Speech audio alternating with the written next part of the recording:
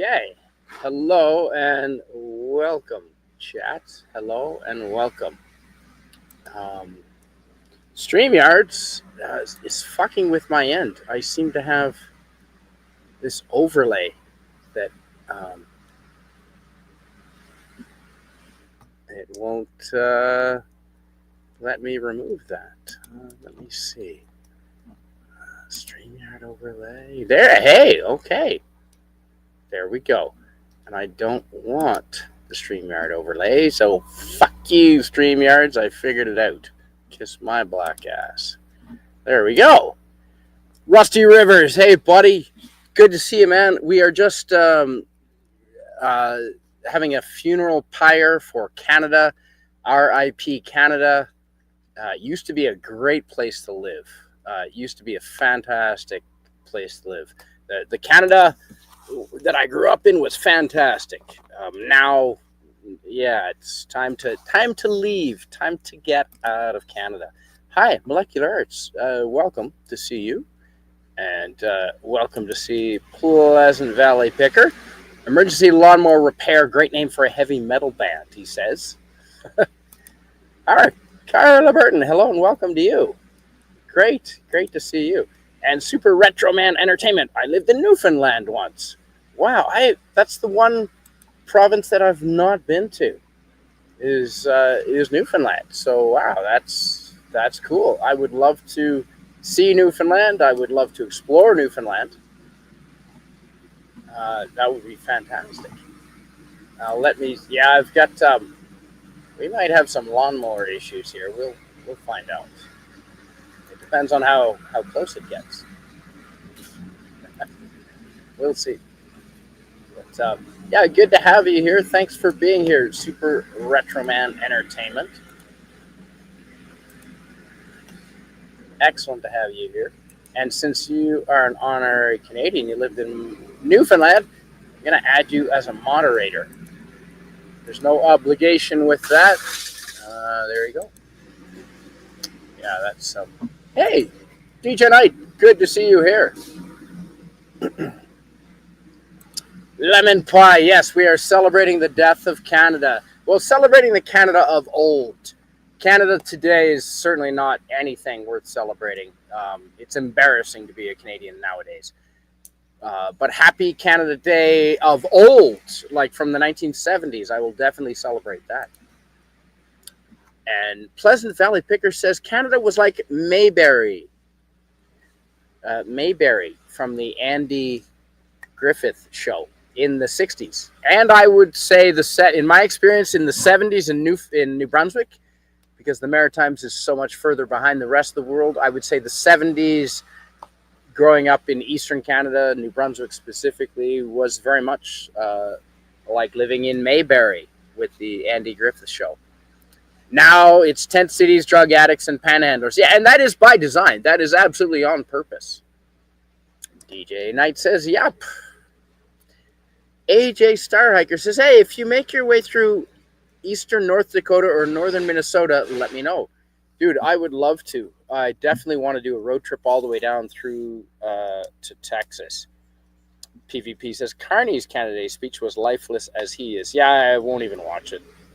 And yeah, PvP says the 70s too. Yeah, absolutely. I remember the 70s. But I would like to get this fire going. So I'm going to take a break here with the audio. And I'm just going to get the fire built up, first of all. But this is not going to be a negative show. I do want to celebrate the Canada that I grew up in. And I grew up in in Fredericton, New Brunswick, on the north side. That's more the residential side as opposed to the south side, which was the businesses. And we didn't even lock our door at night until I was probably 15. Our neighbor used to come over, Dave. Dave was awesome. He was from Newfoundland originally. And he used to grow, and he used to come in Saturday morning. I'd be watching cartoons. My parents were still sort of just getting up, and Dave would just walk in the front door. Hey, Murray's, wake up! How are you? Everyone, wake up! How are you guys doing? Hey, Steve, good to see you. And the door was just not locked, you know. Oh, damn it! See? This never used to happen in the 70s. Oh, I just literally spilled beer on the think pad. Oops. Think pads are strong. It'll survive. Molecular Arts says, if you visit Tasmania again, come visit CSM. Molecular Arts, I absolutely will. I love Tasmania. I've got a friend there, Justin. He's a chef. He's he's my age, 53. He's got magnificent hair, gray brown hair. Justin, he lives in Launceston. He's a chef. If you run into him, you'll know it. He lived in Whistler. And yeah, exactly, PvP. No one in Vernon ever locked doors. Yeah, Vernon is it's an hour away from me, but it's changed now, hasn't it? There's a lot of street people there. But we'll get to the fight here. We'll talk about Canada in the 70s and 80s. Tommy and the Guinea Pig Collective, my 500th subscriber. Good to see you. And I see that, wow, I think the camera, the internet signal is going in and out. But the camera seems to be focusing on different things. Greetings. Good to see you. Lemon Pie. Awesome to have you in the chat, my friend Lemon Pie. You know what? I can still open this beer because, like every Canadian, I carry a pocket knife. And American.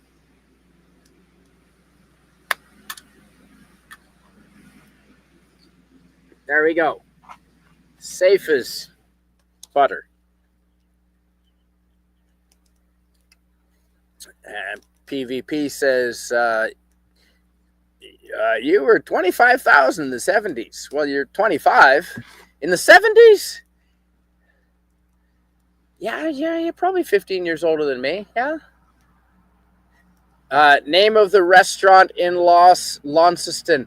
No, I don't know. That's not what he was doing different things there. I don't know now.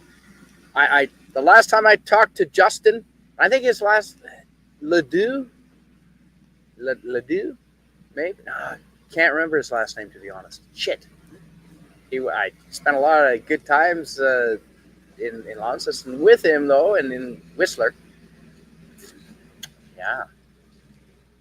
We went to Festivale, and they do pronounce the E, Festivale, in Launceston. You were 25. Yep, I believe it. Hey, hosers, says Lemon Pie. PvP says, when the Coquihalla Highway was built, it all changed. Yeah, the Coquihalla is a major highway that joins the sort of the interior of British Columbia, the Okanagan area, where I am, with the, basically the big city of Vancouver. And everything did change then. You're correct. But I'm going to get this fire going up here. Tommy and the Guinea Pig Collective says, I've been driving myself crazy trying to remember older defunct toy lines to use as topics. Really, eh? You've probably done Garbage Pail Kids, I'm guessing. How about the Lincoln Logs? Man, you know what? My brother, not too far from me, my brother has a set of Lincoln Logs, and his kids used to love those.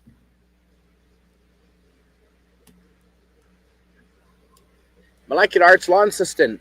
Yeah, great farmers markets, I believe it. So for Festivale, which takes place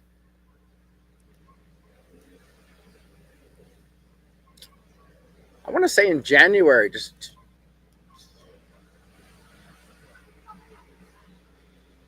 January sometime. Festivale, and there was different communities, like the Italian community had food stands there, and they were doing their own thing. The Greek community did. Yeah, I bet you have good farmers markets, definitely. And you have Bogue's Brewery. Bogue's Brewery is in downtown Launceston.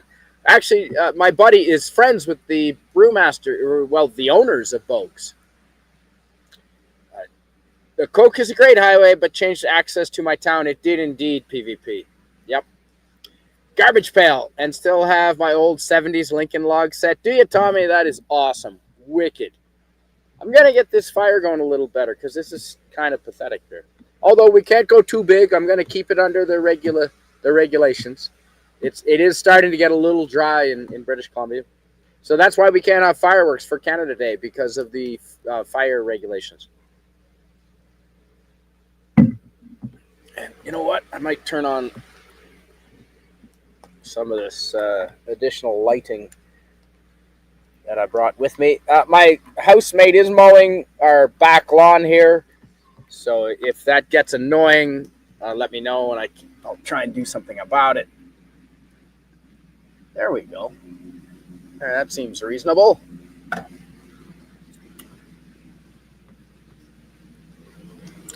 Molecular Art says, my favorite bands were big in the 70s. Pink Floyd. Yeah, the Rolling Stones. Absolutely, my friend. Spidey says, Pleasant Valley Picker. It is Canada Day, but this is only my 5th beer.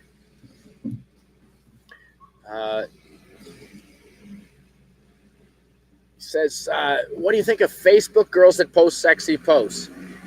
I don't really go on Facebook. I post to Facebook anything, about the Freedom Convoy or just to boost, or I boost certain things just to boost the algorithm, but I don't go around Facebook too much. And I'm pretty hardcore MGTOW, man, men going their own way. I don't really even look at girls. I don't have time for that anymore. Girls just want attention, man, and I've got no time for them in that way, there are certain girls that we all know that would never post sexy pictures on Facebook. The traditional girls. My mother has never posted a sexy picture on Facebook her entire life. Nor would my grandmother. Thank goodness for that, actually, considering when Facebook was invented. Yeah, got no time for that. Oh, hi. Rancor Steve says strange erections. Yeah, we had some strange erections. We just finished. Shout out to Rancor Steve. We just finished streaming on his channel, Rancor Steve, on Rumble. And that's why the fire is all ready to go here. And we were talking about strange erections. So come and check out, if you are a fan of strange and or erections, or a bunch of guys just talking about manly things, usually embarrassing ourselves, please go ahead and check out Steve's every Tuesday night. We do Manorama on Rumble.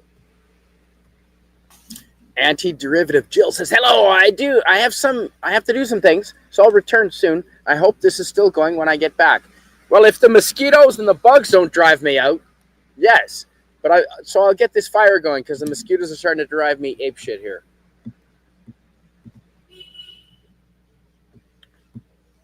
PvP says I gave up on X. It's too much extreme politics. Yeah, that's true. Hey, Molecular Arts and PS2 Chipper. Hello. Good to see you. Excellent to see you in the chat. Was there others? PS2 Chipper. Oh yeah, here we go. I'm going to Japan on Friday. We'll arrive on Saturday. Dude, that is awesome. Dude, if you want to come on a travel show live from Japan, I will be thrilled to have you on. Nihongo ga hanasemasu ka? Do you speak Japanese? Benkyo shitai. Study. Study it. There's like 20 words that will help you. The most important word, the most useful, not important, but the most useful word besides where are the bathrooms is daijobu. Daijobu. Is this okay? So you just point to something and daijobu? Or you can also say, it's okay. If someone asks you, it's okay, daijobu. That's a very useful word. Fantastic, man. I haven't been there in 8 years. Have fun. Enjoy the food. The food is going to be fantastic. I got you, buddy. All right. PvP, don't. I don't want to delete any of your comments, buddy. I'm going to get this fire going.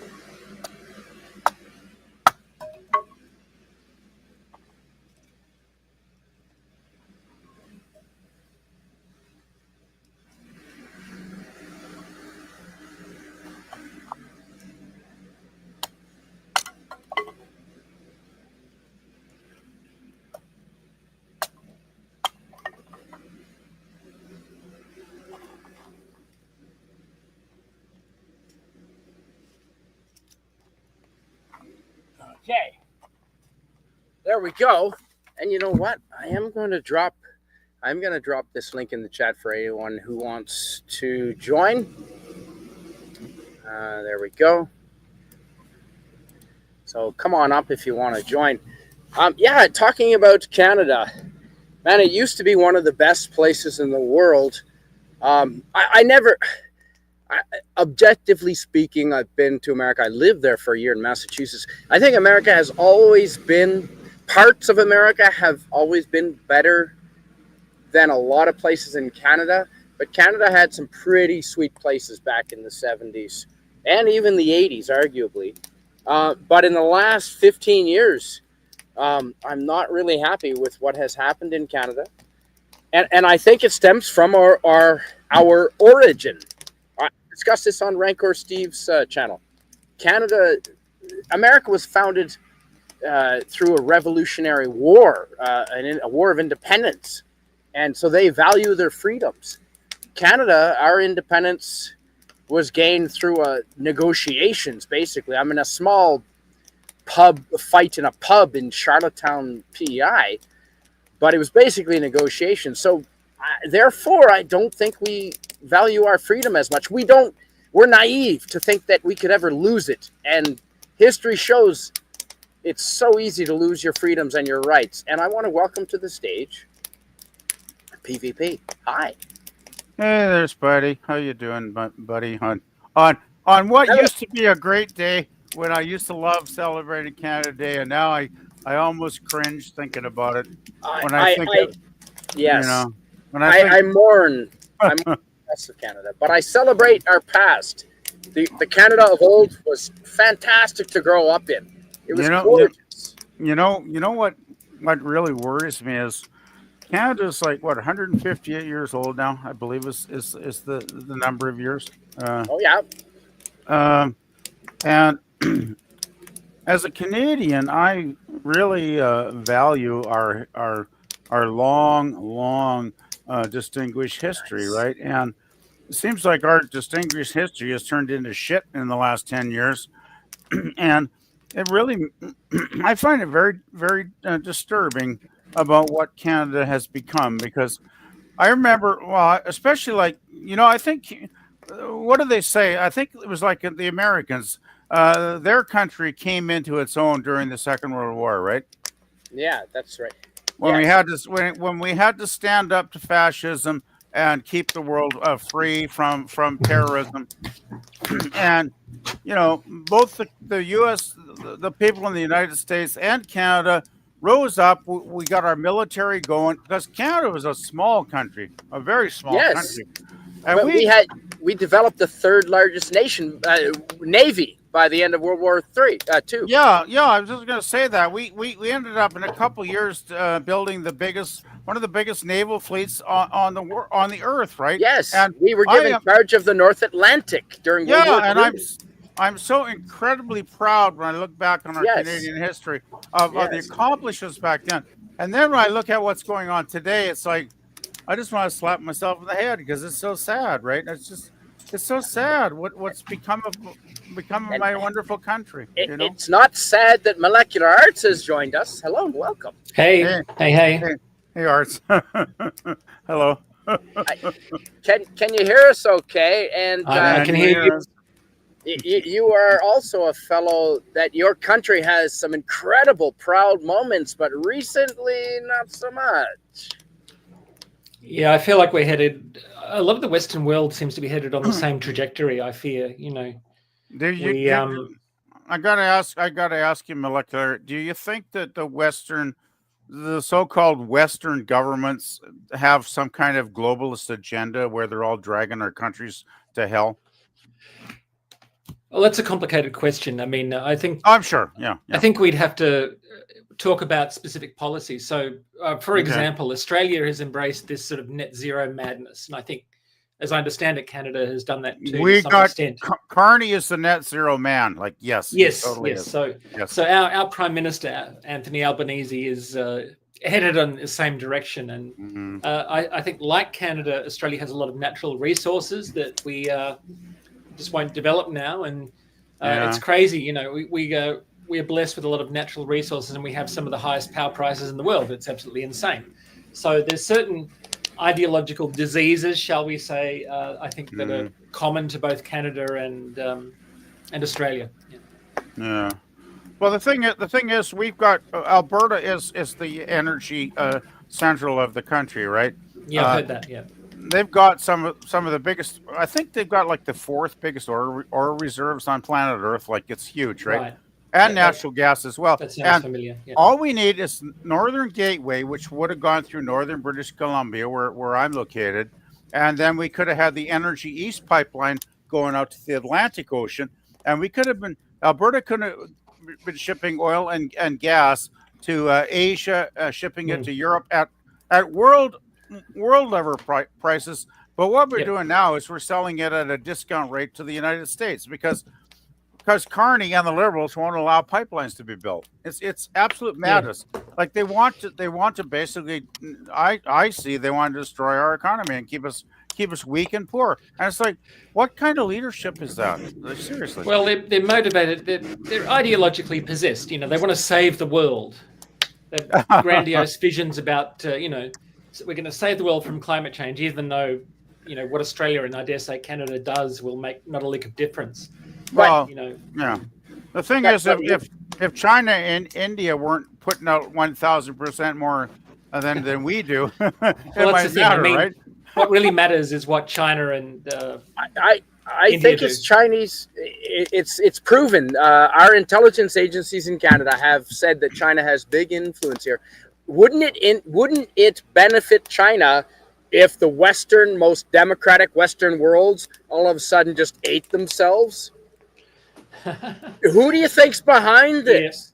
Well, this is why I say I think there's a globalistic agenda behind the scenes here, Spidey. With China behind it. I wouldn't say globalist agenda as much as globalist groupthink.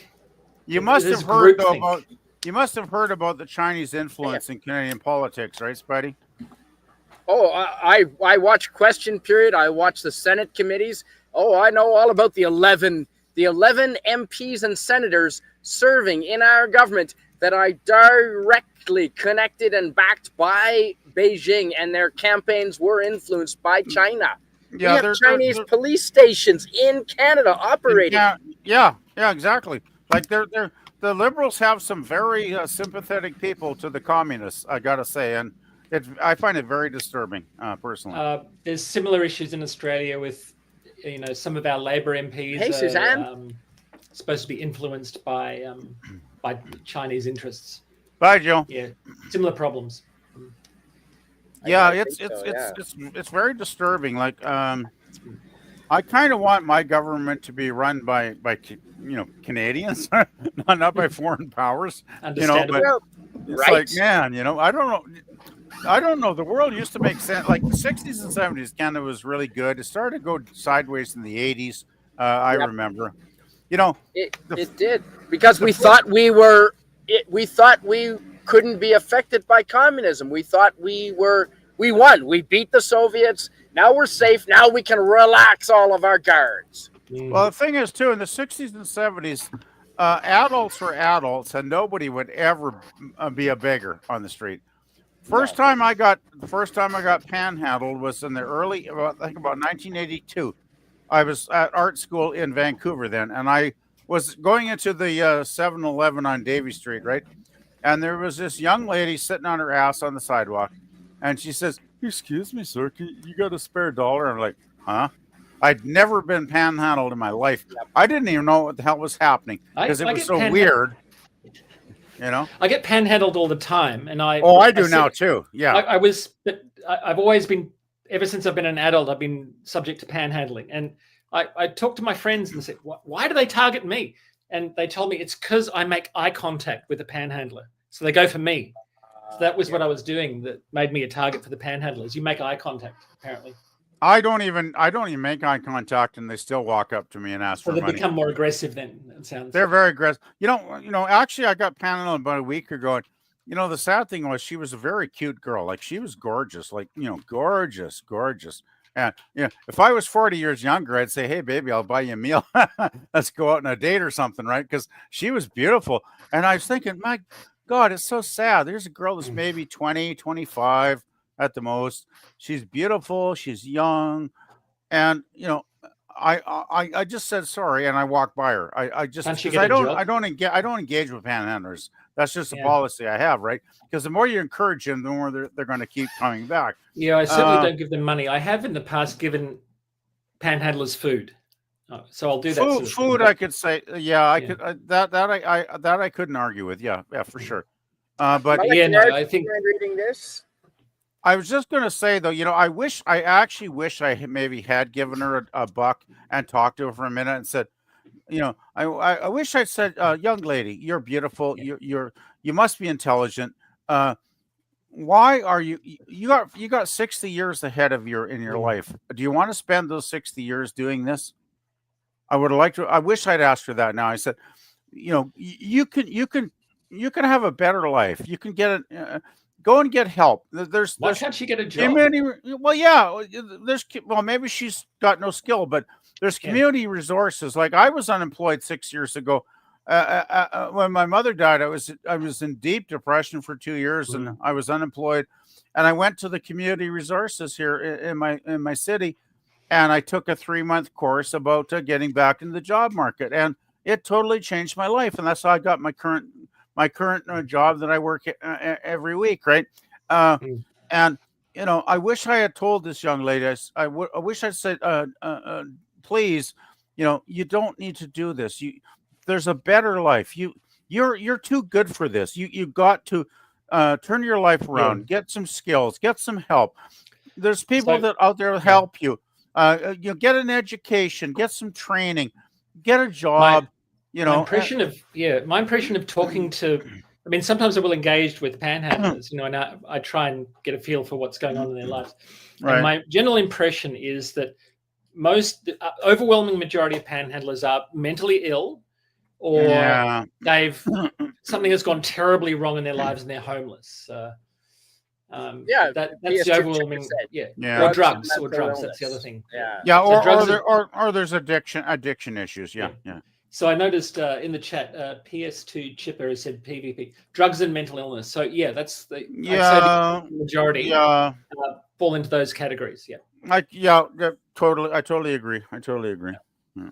Molecular Arts, do you mind reading this, and I'll get PvP to read the response, please? Okay, so RRTNZ says, I lived in Canada from 1976 to the start of 1996, lived in New Zealand since. I still have family in Canada, hope things get better there, but it sounds even crazier than here. Yeah, it is.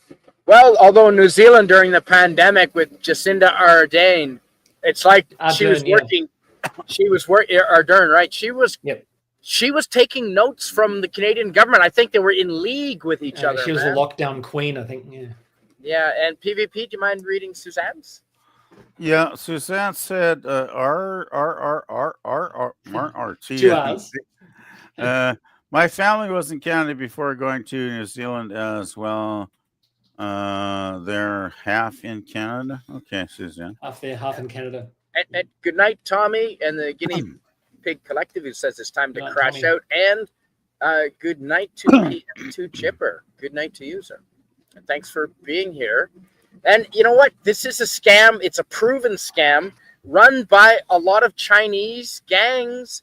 I sorry to pick on the Chinese again, but in Vancouver and probably Kelowna, the panhandling, it's a scam because it's organized and the signs are always changing, and the people panhandling are picked up, dropped off and picked up by vehicles, by handlers. I'm sure. There's one woman that's outside the local supermarket a few blocks away. I don't see her often, maybe every 4 months or so. She'll be there with her little cardboard sign. And she's just sitting there on her butt on the curb, panhandling. And I'm sure she must have somebody giving her a ride after she's done her shift, right? So yeah. I just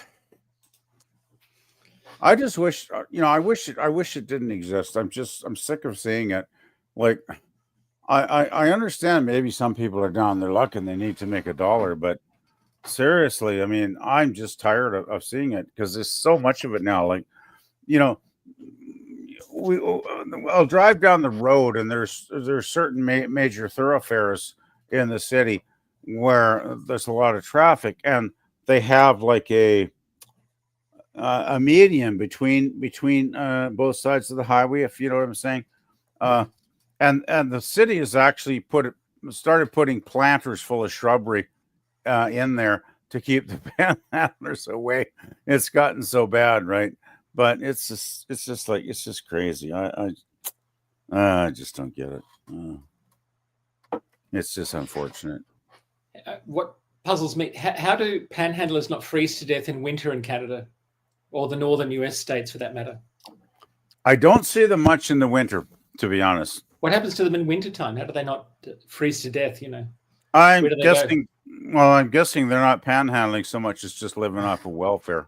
I don't know how anybody can live off of welfare, though, because when I was unemployed, really down on my luck like 6 years ago, I briefly looked into, I just checked out, welfare as an option. And the amount of money people on welfare get is so it's very low. Like there's no way you could even live on it. You'd have to have like one or two roommates to even survive, right? It's very bad.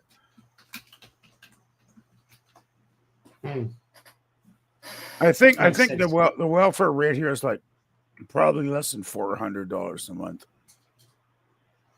I don't even know what it is here at the moment. Yeah, it's kind of sad, isn't it?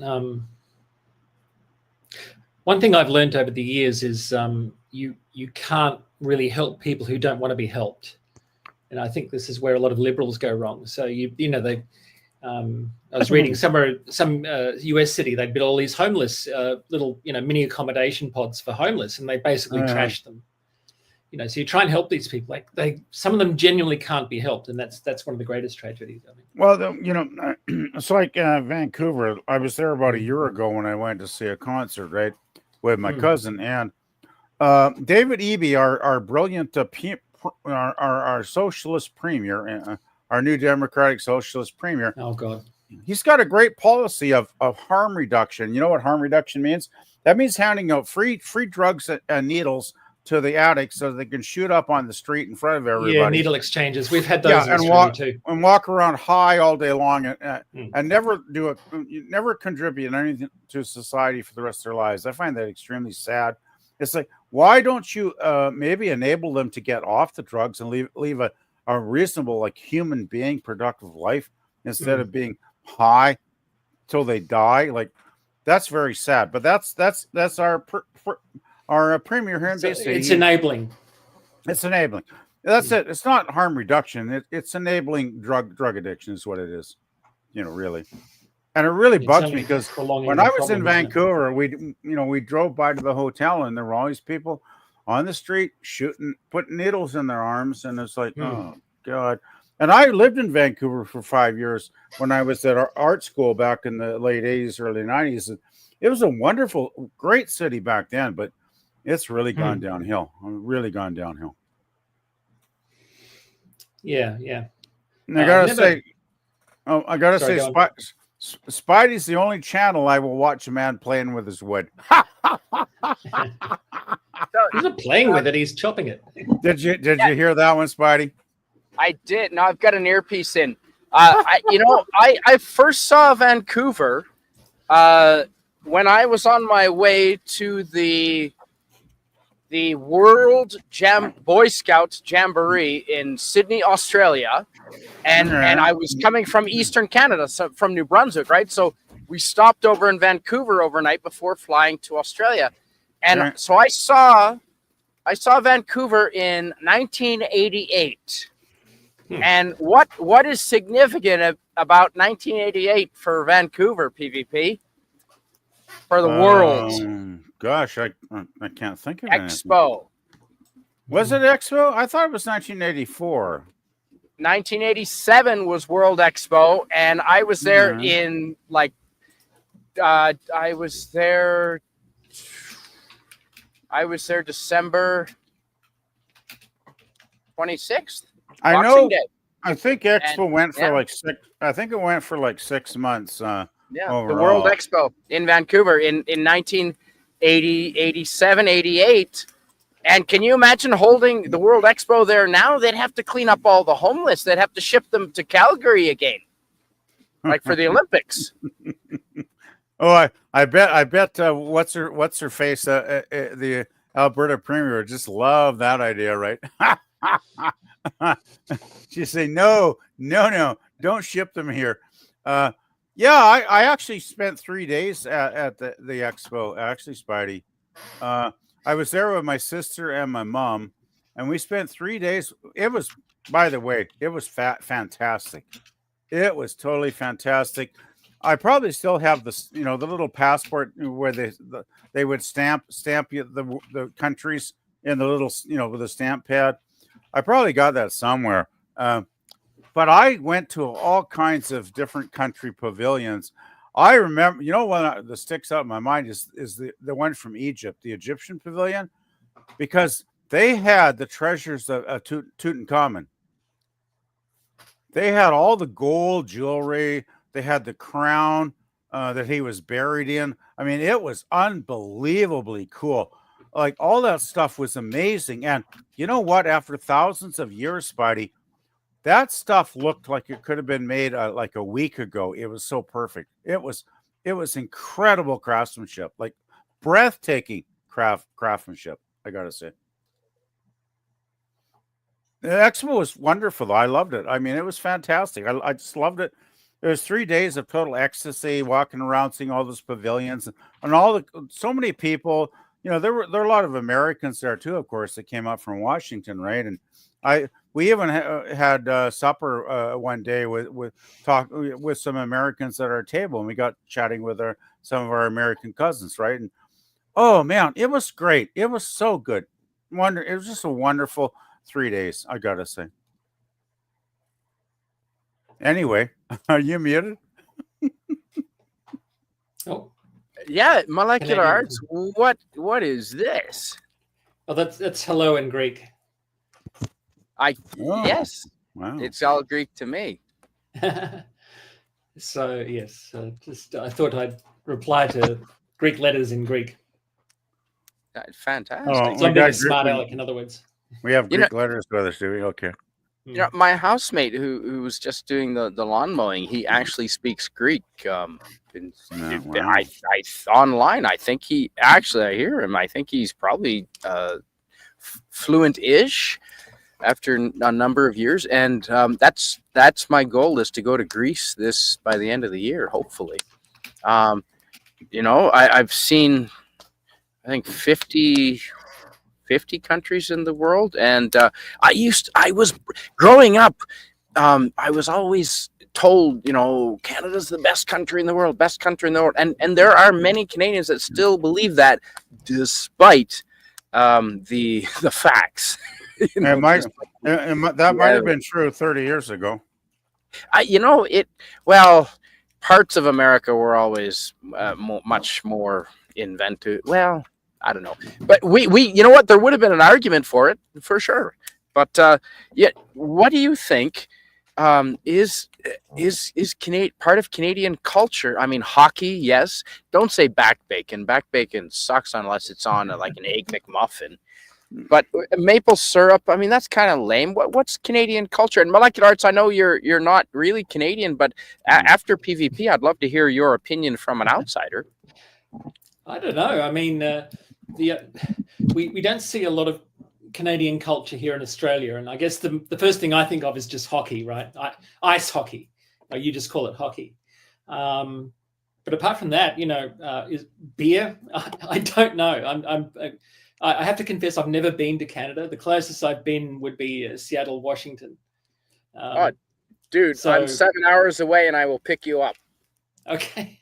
Okay. Yeah, I think I have a similar comeback. It's like, when people say what's Canadian culture, I'm like, well, there's hockey, and we have very strong high alcohol content beer, for sure. Like, we have beer that's like 8% or whatever, right?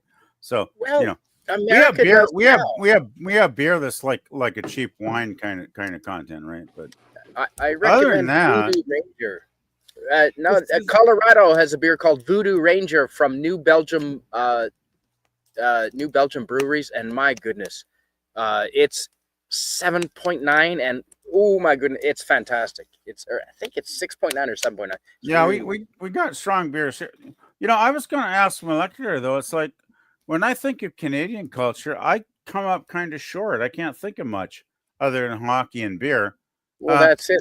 and They it's the won't same make with it. it. It's the same thing with Australia, right? I think of I think of the inland desert, and I think of Aborigines, and I think of gosh, not kangaroos. I mean, I don't think of much. Like it's like, what is Australian rules Australian culture? football. Yeah, Australian okay, rules football. Yeah, that's a good one. Yeah. But other Kangaroo. than that, it's like what it's just like I don't think our countries really do a lot of dwelling on their cultures. I don't think we do, right? Some of them do. Well, Perhaps. okay. I got one. Lumberjacks with an X. He's Yep. a lumberjack, and he's okay. Okay, that's true. That is part of our, and actually, that is in my family heritage. My father was actually a lumberjack that would chop trees down with an axe like that. Man, there's lumberjacks within. I can throw a snowball and hit a lumberjack, and I'm not joking. I can throw, well, not a snowball. I can shoot a rifle and hit a lumberjack. You don't want to hit a lumberjack because he'll hit you back. Like that's, well, I'm a bit of a lumberjack myself, though. And lemon pie, no, if anyone invades Canada, I will be welcoming it with open arms because they can't manage the country worse than what we've already been managed. They can't fuck it up anymore. That sounds like a challenge. Be careful what you say. Man, you know what? If USA invades, if the Marines invade Canada, I will be making them sandwiches and welcoming them and giving them hits on the bong. Okay. If Trump invades, that's one thing. If Putin invades, that's something totally different. Well, have you studied Russian culture? I mean, they're pretty proud. We've been told one side of Russia. And I don't think it's all that bad. Russia is a proud country, and I have friends that have gone there. Rancor Steve has gone there. I don't think they're the bad guy that we're told that they are. Well, remember though, Putin was formulated inside the KGB when he was young, right? So don't forget that aspect of him. That's true, but he is one of the more moderates out of the people that could be running the country. He is one of the more moderates. I'm just saying, if he wanted to run Canada in a benign fashion without imposing KGB values on us, that would be I could possibly go with that, right? Yeah, because we already have those KGB values here. Trump is never going to go for that, though. Let's face it, Trump will never go. No, because he legally can't, because he'd have to get all 48 states or 50 states to agree. So he knows that it's not legally possible for him to do that. He's just fucking with. He's trolling. He's a troll, which is funny. He fucked with our election, and we would have had one of our best prime ministers in history right now with Pierre Poilievre. If Trump hadn't fucked our election over. Well, who's to blame? Garbage. You didn't tell your friends enough, buddy. I got everybody I knew to vote for conservatives. It was the boomers that and you know what really pisses me off? The riding here in Kelowna that I voted in has been like a conservative riding for like decades, and nice. The liberals fucking won it. Now, this is actually funny. Molecular Arts, this is maybe true. Can you read this from Lemon Pie, please? Lemon Pie says, and if they get past him, PvP will hurl eggnog Molotov cocktails. Oh, eggnog is too good to throw, though. It's so good. I almost need to start paying Lemon for these jokes. I almost need to. And his chainsaw, yes. Lemon Pie and his chainsaw. Oh, what is now? I made you a moderator. I'm trusting that that's a legit thing. It's on YouTube. Okay, so it's probably fine. I'm checking out the link right now. Please do. Now, if it's bestiality, it's It's a YouTube video entitled "The Most Canadian Thing Ever to Happen." Okay. Awesome. Thank you for that. Hey, it's Nemesis of Eden. Good to see you. I know it's this. At PvP, do you mind? I know you know this reference. Yeah, Monty I'm Python. lumberjack and I'm okay. He puts on women's clothing and hangs about in bars. You need to work on your tuning. That is one of the great. Well, I love Monty Python anyway. He's a lumberjack and he's okay. And that's the only segment in the whole Monty Python show where they mention the mighty forests of British Columbia. They do. They do mention the mighty forests of British Columbia. Fortunately, most of which you'll be happy to know are intact. They are still there. Well, we did bring in laws decades ago to save the old wood. So, you know, those big trees are still with us. Luckily. Sashi says, I would like to announce that Greece has appointed a new minister for migration, a dude named Thanos. Fucking love it. You know what? Greece has taken a few hits lately because a lot of migrants have come over from Northern Africa and have not really blended well. So that is true. Ooh. PvP, do you mind reading this from our TNZ? Okay, let me take a look here. RRTNC said, Canada has tons of culture. Mounties, Robert Service, SCTV, Anne Murray, Beachcombers, Alan Thicke, Alpha Flight, Celine Dion. It is the guy that builds the boat, Doug and Bob McKenzie. The list goes. Yeah, you know, that's a good point. There is a lot of Canadian culture when you actually think about it. Well, those are famous people, but I don't know that that's culture necessarily. Well, I mean, maybe it is. Maybe it is. SCTV, yeah, Bob and Doug McKenzie, yeah, you know, those are parts of our culture. Well, you know, I think TV and music would be culture, right? Yeah, I think so. Hey, how about Rush? Now, if Rush ain't fucking Canadian culture, I don't know what the hell it is, right? They did the theme song for Bob and Doug McKenzie. Rush did a bunch of things. I'm a big Rush fan. I'm just gonna say it. Oh, Molecular Arts, do you have any? Do you mind reading this? And do you have anything to add? Greek letter says, yeah, we may have done a little oopsie with EU money. I guess that would be the euro. It's the standard in Greece. Yep. I guess that's yeah. I mean, are we going to talk about Greece economics? Do we want to go down that rabbit hole? I'm sure that I'm really qualified to do that. No, FKHC, you're right. We can use ice core samples from Iceland or Greenland and the Antarctica to sort of get a kind of an idea, but you're right. Really, we're just guessing about climate change. I mean, you guys are old enough. Do you remember the thing about global cooling was the thing in the 70s? Yeah, there was an ice age coming in the 70s and acid rain in the early 80s. Right? That was a thing. Well, you could say the concern about acid rain was legitimate because you had, during the communist era, East Germany had these really horrible belching coal-fired power plants and so on. They were burning the worst type of coal, producing a lot of sulfur. That leads to sulfur dioxide, and that does lead to acid rain. And now, since reunification, a lot of that horrible, inefficient communist era industry is shut down. And I don't know how much damage is left behind, but I think I'm not going to say the problem's solved, but I think it's a lot better than what it was. Yeah. You know, the thing that gets me is I think India still has a lot of coal-fired plants going. I think we might even sell a lot of coal.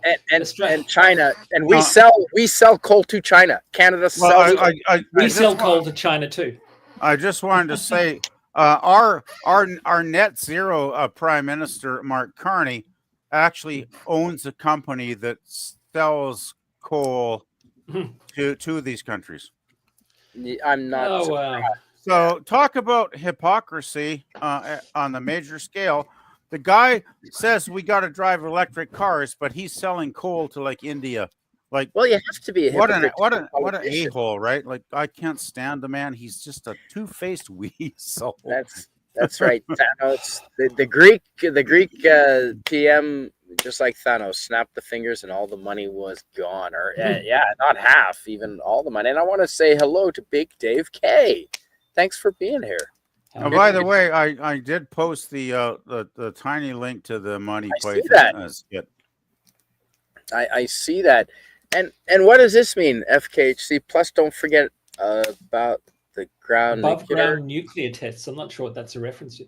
We had above ground in Australia during the Cold War. We hosted above ground nuclear tests for Great Britain because, of course, they didn't have the space for it, and we did, and we just donate. We just let the Brits test their nukes here in Australia. And so good night, Suzanne. We'll catch you soon, Suzanne. That's just so you just dropped the bomb on a bunch of Aboriginal people in the middle of Australia. We didn't drop the bomb on the Aboriginals, but some of the communities out there were affected by the nuclear test. Oh God! Oh God! You know, the one I remember is the Bikini Atoll. You know, when they dropped in the Pacific. Yeah. That's like what, back in the 60s or 70s. Yeah, only because it's named Bikini. Well, I like bikinis, but I don't like nuclear tests, I gotta say. Well, I like hot bikinis. Well, you know, I gotta say there are, you know, I go on Facebook and check out what my friends are talking about, and I gotta say some of the women on there posting pictures of themselves in bikinis, they shouldn't actually do that because it doesn't suit them. I'll just put it that way. Yeah, but it seems like that's all they have. They've got nothing else to offer. Well, it's really weird because there's like probably hundreds of women on there that are posting, you know, scantily clad photos of themselves, and they're like, "Hey, you want to go out with me?" Blah blah blah. I'm like, no, because you're asking me and 10,000 other horny guys if you want to get together, and I'm not really into that kind of weirdness. Well, and she could be a dude from Dubai or New Delhi. Oh my God, she probably. And it's just an AI generated. It's not even a real picture. Hey, well, I've seen pictures that do look AI generated. Yeah, for sure. Sashi says politicians being hypocrites. Really? I didn't expect that. that is being felicity. Facetious. The thing is, though, 40 years ago, politicians weren't really that hypocritical. Like, I remember in the 70s, conservatives and liberals could sit down at a table and work out a legislation together, halfway compromise, and work out a legislation that would actually work well for the country. They don't do that anymore. They don't do any of that shit anymore. It's just like all polarized. Well, because we're easier to control when we're divided. Exactly. You got it. Divide and conquer, right, Spidey? That's it. That is it. Rule number one. I miss the days when you could have a polite disagreement with somebody, and nowadays, you know, if you have the wrong opinion, suddenly you're persona non grata and you're evil and they won't talk to you, and that's a great shame, because I think it's important that we talk to people we disagree with, because that's how we learn, and we, you know, it's always useful to assume the person you're talking to knows something that you need to know. And that's how we learn and grow, right, as people. Yeah, and it also helps you. I mean, it helps firm your own position. I mean, if you can engage with someone who disagrees with you. Yeah, well, when I was a kid in the 1960s, that was the common saying. Agree to disagree with other people. Yeah, agree to disagree. You can politely disagree with people. Yeah. Yeah, and that seems to be a thing that's been forgotten now. Oh yeah. No, I've had people unfriend me on Facebook because I just said something that upset them. You know. So I'm going to end the stream. I've got to go somewhere because the stream has to end, because I've got to go watch girls cleaning in transparent clothing, apparently. Oh, speaking of transparent clothing, I couldn't believe this. I was at the supermarket a couple days ago. That's crazy, Sashi. And there was this gorgeous young thing, and she had a skirt on, and it was totally transparent. Like, this was insane. I think she must have picked this out on purpose because it was so transparent. I could actually see her panties riding up her ass crack. That's how transparent it was. Well, I was like, wow, I'm enjoying this. Like, okay, she must have planned this, right? This wasn't by accident.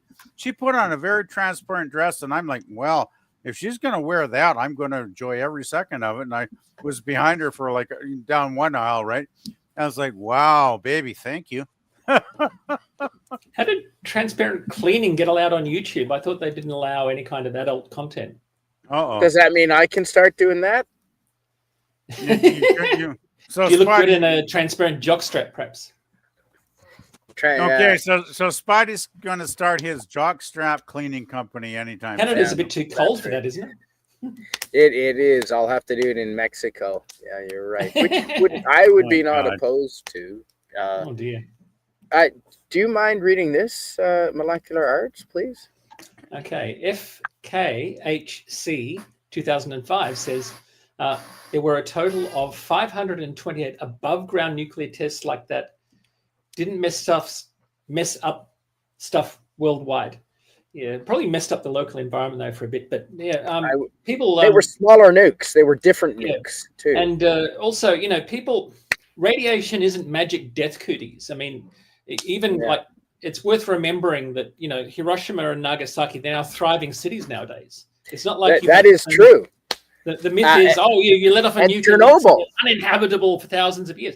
Yeah, the Chernobyl as well. Chernobyl is now it's a thriving wildlife refuge, and they've had European lynx and all wolves and all sorts of wild animals have re-inhabited that area. And they don't have two heads. The Simpsons isn't real life, surprisingly enough. Well, maybe the powers that be don't want the world to have cheap, available energy. Well, they because that brings prosperity.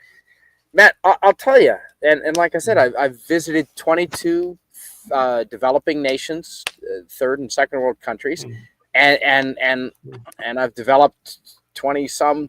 I've visited 20 some developed countries, and the difference is available, cheap energy. Energy, absolutely right. Energy is a vital factor in any country's prosperity. And the more cheap, the more cheap available energy the country has, the more people prosper, and the more that they can devote time to caring about the environment.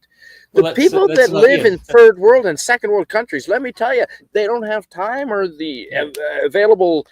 Environmentalism is a luxury problem to have. It is, and so the best way, and many people have said this. Many people smarter than me and much more famous have said the best way to help the environment in all the earth is to get free, clean, available energy available. Bjorn Lomborg would agree with you. Yeah, he's had a lot to say about this. He's a very smart guy.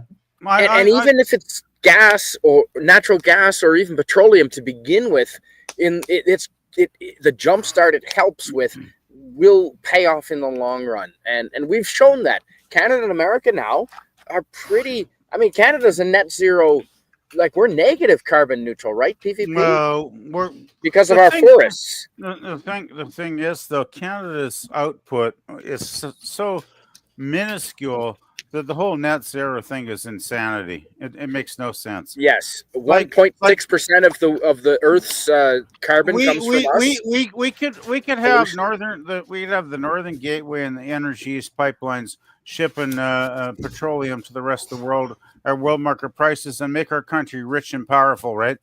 And it wouldn't make one damn difference to the global infrastructure as far as climate. It wouldn't make one damn difference. We should for the resources and population, we should be the most richest country on the planet. We should be one of the most land per capita. And the most resources per capita. Like we shouldn't even have to pay taxes, PVP. We could have one of the powerhouse economies on planet Earth. We could use that money to build up a powerful first world level military up with the level of like Israel has. We could be a powerhouse. We could be a mighty, mighty nation. And Carney and the liberals want to keep us weak to keep us weak and hogtied. Those bastards. PvP, can you read this? This is Happy funny. Canada Day.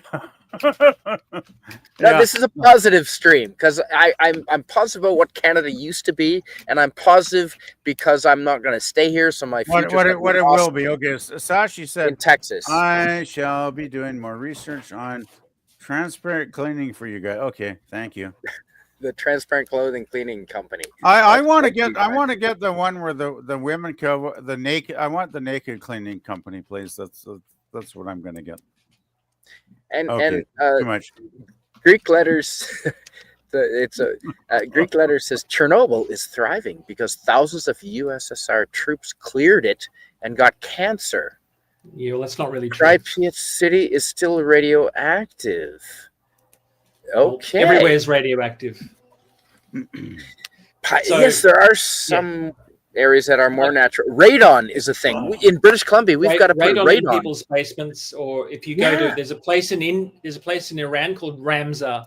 It's one of the most radioactive places in the world, and it's 100% natural. And yet the people aren't dropping dead from cancer. This is a big myth that's been perpetuated by the green movement. Can they shoot webbing out of their wrists? They're not real Spider-Man, no. Actually, yeah, depending on who you ask, he had to make machines to like inventions to do that.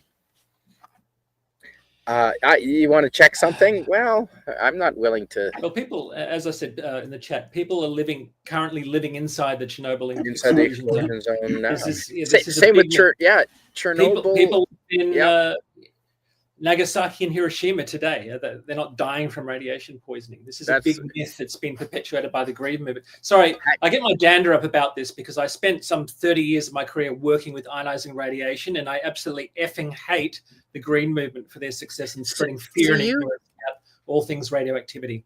You're not talking out your ass. You've got some experience with radiation. I'm a professional scientist who spent most of my career working with ionizing radiation. And I've done more radiation safety courses than I care to remember. I've forgotten how many. I would love to have you on and do a stream about that sometime. We can talk about that. I can bang on about this for hours, I promise you. Okay. You seem passionate about it because of the disinformation. I'm passionate about it because so many people are lying about my science, about science that I've spent my career working in. And it's very frustrating. And it's affected my own country. Australia is one of the only countries dumb enough to ban nuclear energy. It's banned in Australia. No, British Columbia has banned nuclear. That's our province, our state. Well, we never needed nuclear because we have so much hydroelectric power here. But we even banned nuclear warships from parking in our harbors.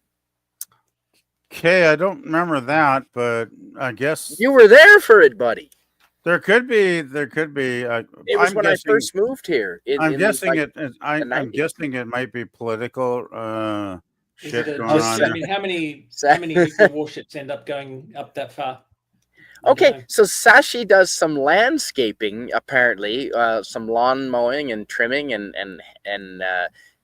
around with the whippersnippers. Sashi says, I however am an expert in edging. Okay, I'm glad that's landscaping and not manscaping. I'm just gotta say. Well, I'm not sure that Sashi was discussing landscaping, but that's the way I'm gonna go. That's the way I'm gonna go too. Oh shit. Greek letter says Chernobyl is thriving because you read that already. Okay. I just thought that was so the problem with estimating death tolls is that the evidence around low dose radiation. Okay, so if you get acute radiation exposure, it'll affect you very badly. The thing is, we're all exposed to radiation all the time. We are. So the questions are about how does low dose radiation affect you? And the thing about a lot of these figures is they're based on estimates that are extrapolated from high dose radiation. And there's no solid science to show that data you can extrapolate high level of exposure data to low level exposure. And the thing is, we are all exposed to low level radiation all the time. If you fly in an airplane, they did the same with salt. Rays. So they did the same with salt. Mhm. The like, don't eat too much salt. That whole thing came from an experiment with like 40 mice, or no, with a bunch of mice, and they fed them 40 times the amount of salt that you would normally have in your diet, and then they Right. extrapolated down to prove their point. That is false science. That's poor science, I would say. Yeah. So the thing is that the assumption is that it's a linear relationship, and that's not necessarily true. And the thing is, we're all exposed to low level radiation through our life, yeah. right? Okay, you and I are naturally radioactive because we have potassium 40 in our bodies. Half-life 1.25 billion years. Next time I go on a date, I gotta say, "Hey, baby, I'm radioactive for you." So molecular arts. You have potassium 40 and carbon 14 in your body. Congratulations. We're all radioactive naturally. The first I was discussing earlier, where I went to the World Boy Scout Jamboree in 1987, God. On the plane, you used to be able, because when you took film camera, you had, you know where I'm going. We used to get a lead bag. You could buy it at photography shops. You could get a lead-lined bag. I had one of those. And yeah, and you put your film in it, and then it goes through the X-ray machine. I don't know what the point of putting it through the X-ray machine. But because at the airports, right? But people didn't want the film to get exposed. You know, their fresh film that they were taking for vacation, so that they would put it in a lead bag so it wouldn't get exposed by the X-rays. But I had the woman back in '87 running it told me that the point of these lead bags is just a gimmick, because your film is going. You know, you're exposed through much more radiation on the plane than you are through this machine. Through the scanner. That's absolutely true. Yeah. The amount of radiation in those scanners is very low. It was a gimmick. Yeah. I remember that. Yeah. But when you go up in the plane, you're closer. That's right. You get cosmic rays. You've got cosmic radiation. Because we don't have the you can actually measure atmosphere. that if you want to. Yeah. Yes. The thing is, instead of spending money on the lead bag, Tony, good to see you, Tony. You could just buy a roll of film when you get to your destination, right? There's just to circle back to something you were saying earlier, Canadian, about salt. So there's a saying in toxicology that the dose makes the poison. So high levels of anything will affect you negatively, whether it's salt. You can poison yourself with water if you drink enough water. Alcohol, even. Alcohol. When I toured Australia in 2001, there was a German tourist that died from drinking too much water, and it had just happened the previous year. Yeah, overhydrated. You dilute your electrolytes. So another thing about salt is, you do need some salt. I mean, we need, for our nervous system to function, need sodium and potassium. Magnesium. And magnesium and calcium, and you can dilute those out if you drink too much water. So that is a thing. Water can be toxic in excess, like almost everything else. Too much sugar is bad. Too much of anything is bad for you. Yes. Moderation. Redheads. Moderation with redheads. I would go if I had a blonde. If I could get a blonde, a brunette, and a redhead tonight, I would say moderation. Well, that's the only time I might say the hell with moderation. we weren't talking about girls, and then as soon as we start talking about girls, Jill shows up. We were behaving ourselves just now. We were talking about radiation, and molecular arts was leading a scientific discussion. Actually, we were having a very mature scientific discussion, Jill, and then you show up and I start making jokes about women. Well, I think I did. I made the redhead joke. But molecular arts, I learned that Madame Curie, I learned this recently because I was always taught that Madame Curie died from radiation poisoning. That's not completely true. The material that she was handling, I forget whether it was uranium or radium, but it's got a toxic.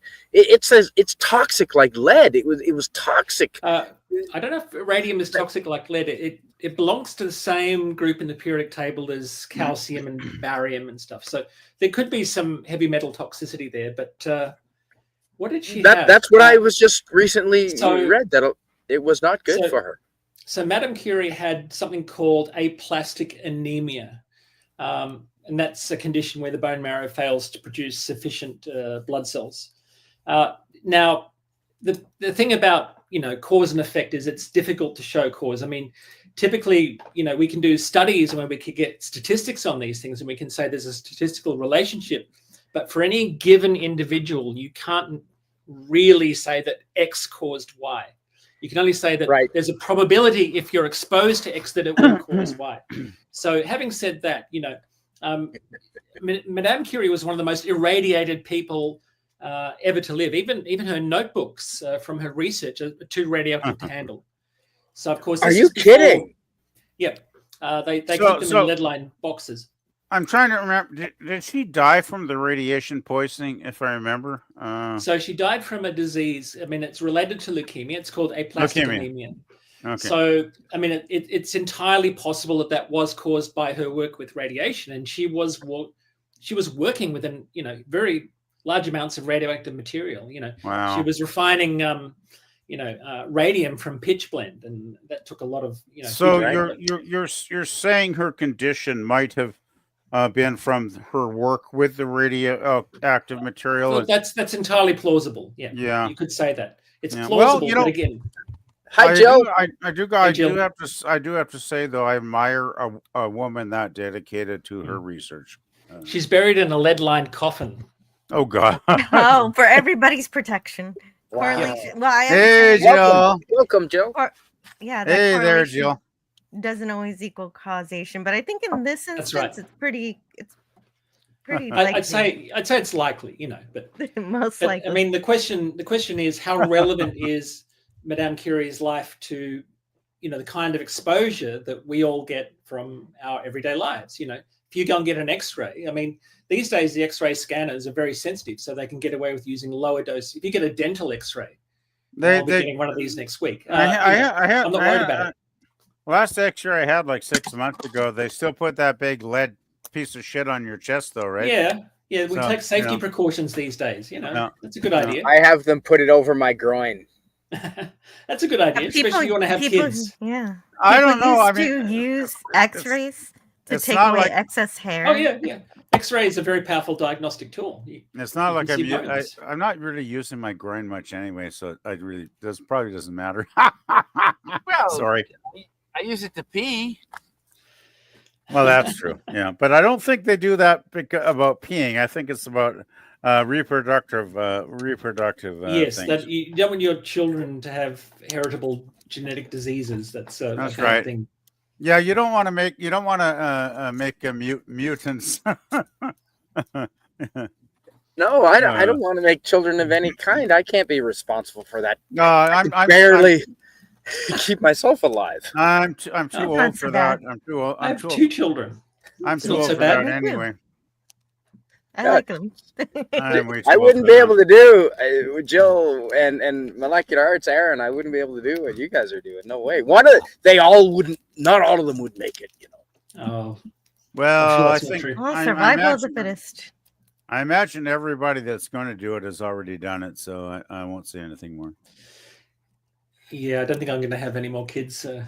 Yeah, me neither. I'm happy with the number. The only I have 2 children. They're both grown up now. So the only way I'd ever have a kid is some crazy woman in her 20-somethings wanted to jump my bones and make mad, passionate, crazy love to me, and I would say, yes, please. But that's probably not going to happen. So that's just a fantasy scenario for me. So I'll shut up now.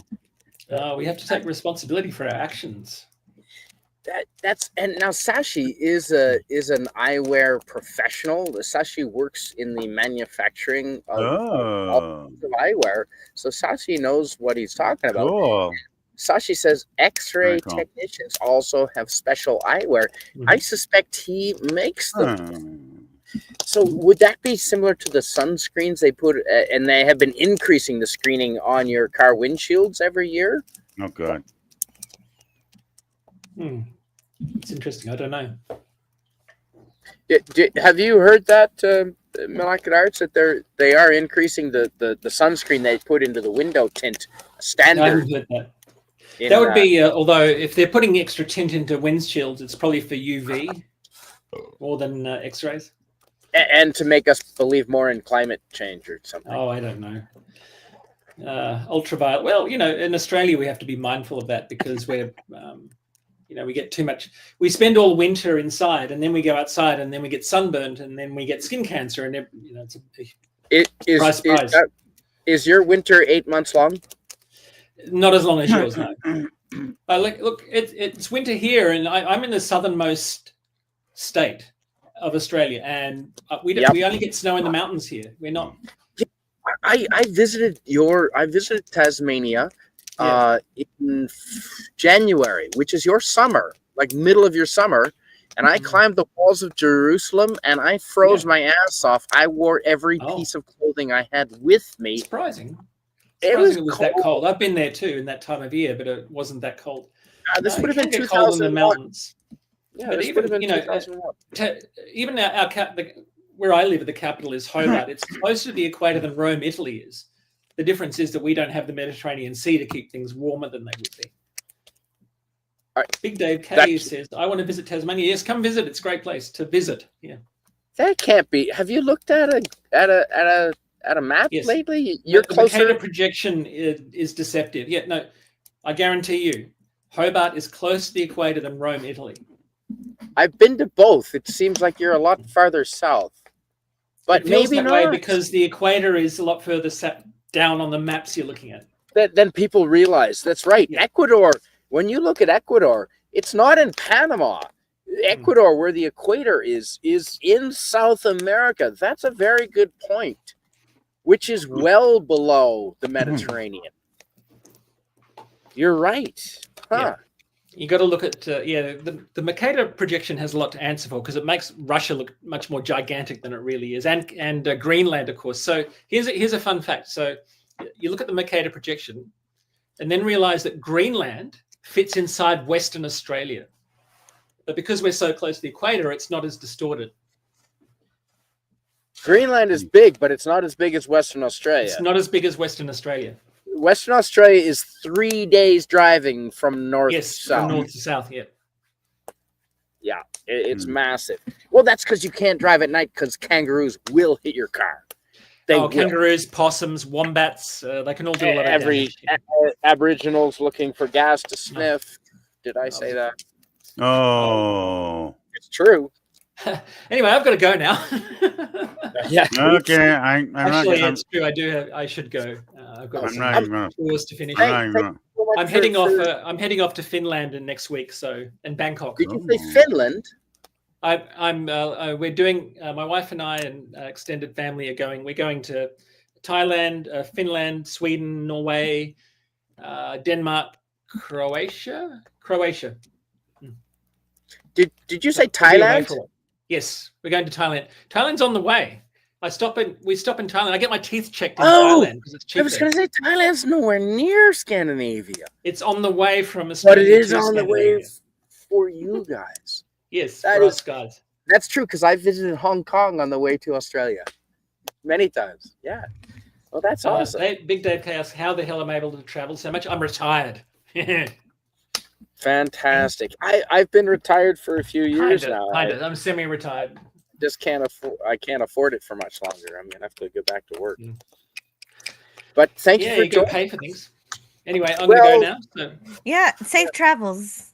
Thank you, Jim. Yeah. Thank you. Thank you so much.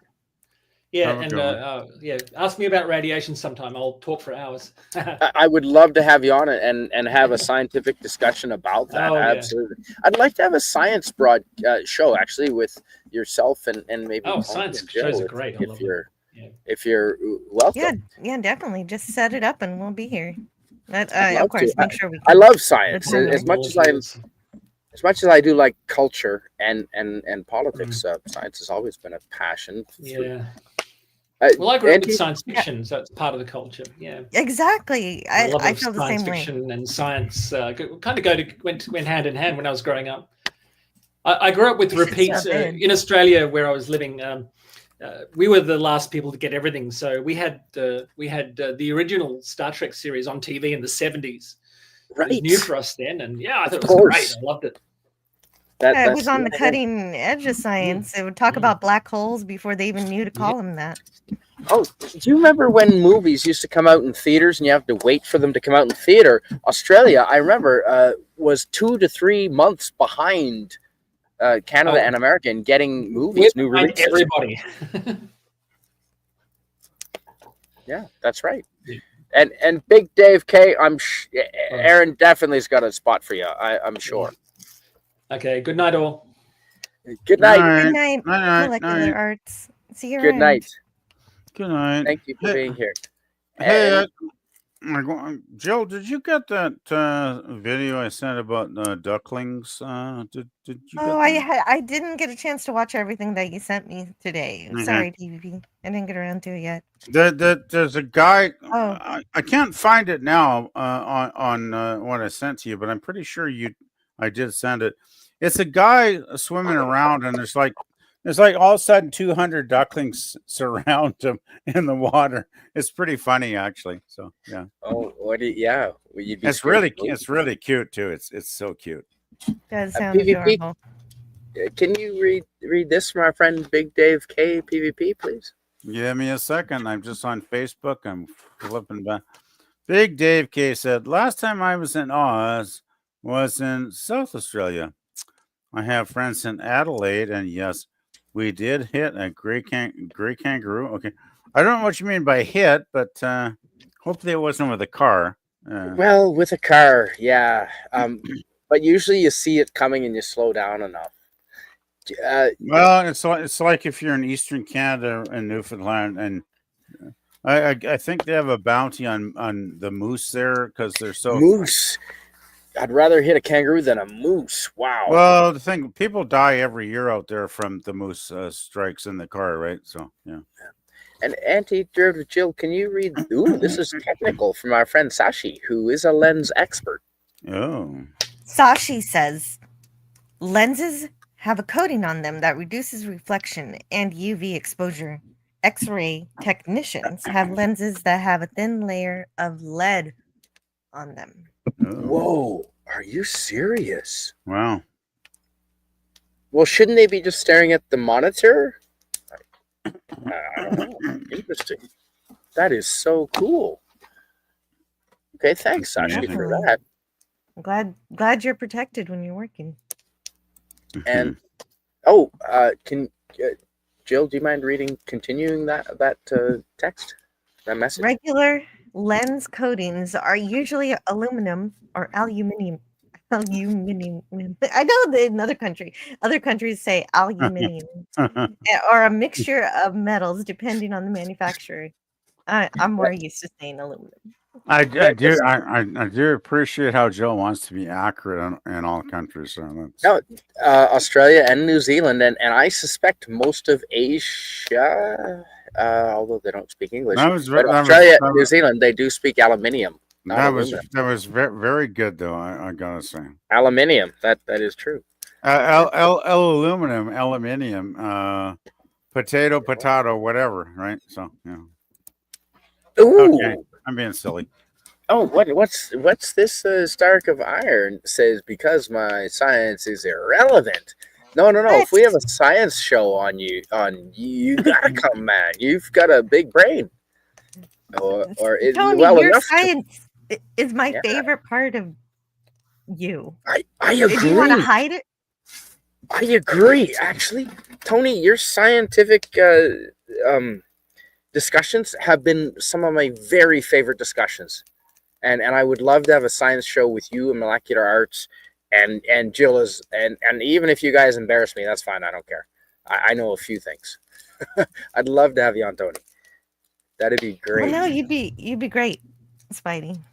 Yeah, I know a few things. I'm observant. I would probably set that out in the chat because I'm not a science guy. Hey, Jill, did I ever? I'm just a fan of it. I really didn't get past physics too. You know. Well, you got that. That's further than I got because I never even got through physics one. Well, it always amazed me how chemistry was so similar to planetary science. Well, everything is The orbits and everything. Yeah. everything is chemistry when we come down to it, is it not? It is. Biology. Yeah, it is. Everything is chemistry. We are chemistry, are we not? You're right. Ooh, Jill, this is the kangaroo story. Do you mind reading this from Big Dave K, please? Big Dave K says, No, the kangaroo stopped. Then we stopped. We waited for the roo to get moving. He didn't move, so we decided to drive forward. That's when he decided to hop in front of the car. Oh, Yep. poor Roo. Yep. That was the last hop he ever did, I'm guessing. Ew. No. Because I the same thing happened with me. Actually, molecular arts. If you're still listening, it happened to me in Tasmania, and it was a baby kangaroo. But I was, because you know it's gonna happen. You're driving like walking speed because you sort of know that they're gonna do the dumbest thing possible. So they were probably going slow. PvP, do you mind trying to say this? Sure, Sashi said something like, yes, alumin you am down here. All right, aluminium. Did I get that? Did I get that fairly correct? Aluminum down. Oh, so Sashi says it's the same as we pronounce it here, unlike Australia. It's aluminum. Aluminium. Aluminium. My Canadian Aluminium? voice says, I just say aluminum. I say aluminum. So, yeah, I was trying to respect the other way to pronounce aluminum. By the way, basically. Jill, you know it's Canada Day here still, right? It is for another hour and 15 minutes. No, yes. A little bit over an hour, and I'm probably have to gonna go soon because I got to work at 9 a.m. Oh yeah, son of a bitch! I got to work. Fuck, I hate having to work tomorrow, but I do. So yeah, no, I'm maybe another half hour at most, but yeah, I won't be staying up too late. I've got a lot to do tomorrow. I can't. Yeah, I got to get to bed probably in the next 45 minutes. Would be good. Oh, okay. Big Dave K says no, he was sturdy. He wasn't injured. He wobble hopped away. Oh, good. Oh, he was okay. That's good news. Wobble hop. Yeah, that's right. And I'm a carbon-based life form, says Sashi. So you could join the science show too, Sashi. We're all carbon-based. Now, PvP, you must know a little science about like THC, perhaps? Well, I'm not completely ignorant about everything. Yeah. But now, what was your favorite out of all the sciences, PvP? What was your favorite growing up? Science. Okay, this is a weird. I'm not sure if you understand. I'm not really a science guy. Let's see. What do you classify as science based? Oh, like biology or chemistry or physics? I'll go with biology, and you know why I'm going with biology? Naked girls. Beautiful, sexy women like Jill. That's what I'm going. But seriously, I know Jill is mature enough to laugh that off because it's a silly joke, and I know Jill can take it. But yeah, beautiful women. Biology. Is that not the best part of biology? Like, hey, why are we all here? We're here because of biology. When our parents hooked up and got a good time going, and they made us, right? So are we going to be able to recreate that in a lab in your lifetime, PvP? Do you think? I don't think you can have sex in a laboratory. That's kind of boring. That's not okay. Well, but we got. What was the? He means like bottle babies, like making babies outside of the womb. What was the first bottle baby back in this? The bottle baby back in the 80s, test tube baby. Test tube baby's a little different. But there was one, right? There was one born. Oh, there have been, yeah. Joe, what about you? Were you into biology, or did you like? It must have been physics. Physics. I'm just gonna shut up now. I think I'm just a little bit more knowledgeable in physics and less so chemistry, and then less so biology. Well, I knew a little biology because we learn the the genetic stuff in middle school, but I didn't really get that deep into it. I got mostly physics. Are you familiar enough with chemistry to? I mean, can you talk a little bit about chemistry? And you must see that chemistry sort of plays a lot into the other sciences, or maybe not. Oh, definitely. Yeah, everything plays into everything, and chemistry is everything. Chemistry is all atoms and the way and molecules and things. And I don't know. I only took a couple of chemistry classes in high school, but I still remember a little bit of it. But I would have to probably practice it. But the easy stuff is obviously the different states of matter. And Now, I don't know, it just depends on what the question is. Now, biology sort of comes from chemistry, and chemistry sort of comes from physics, right? I mean, small nuclear forces. There's all kinds of electrons. Maybe physics is the foundational science. Not sure.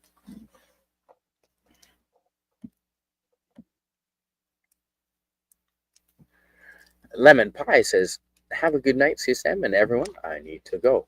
Well, thanks for being here, Lemon Pie. Thank you so much. Yeah, it was great. It was great to see you, Lemon Pie. Good night, Lemon. Have a good one.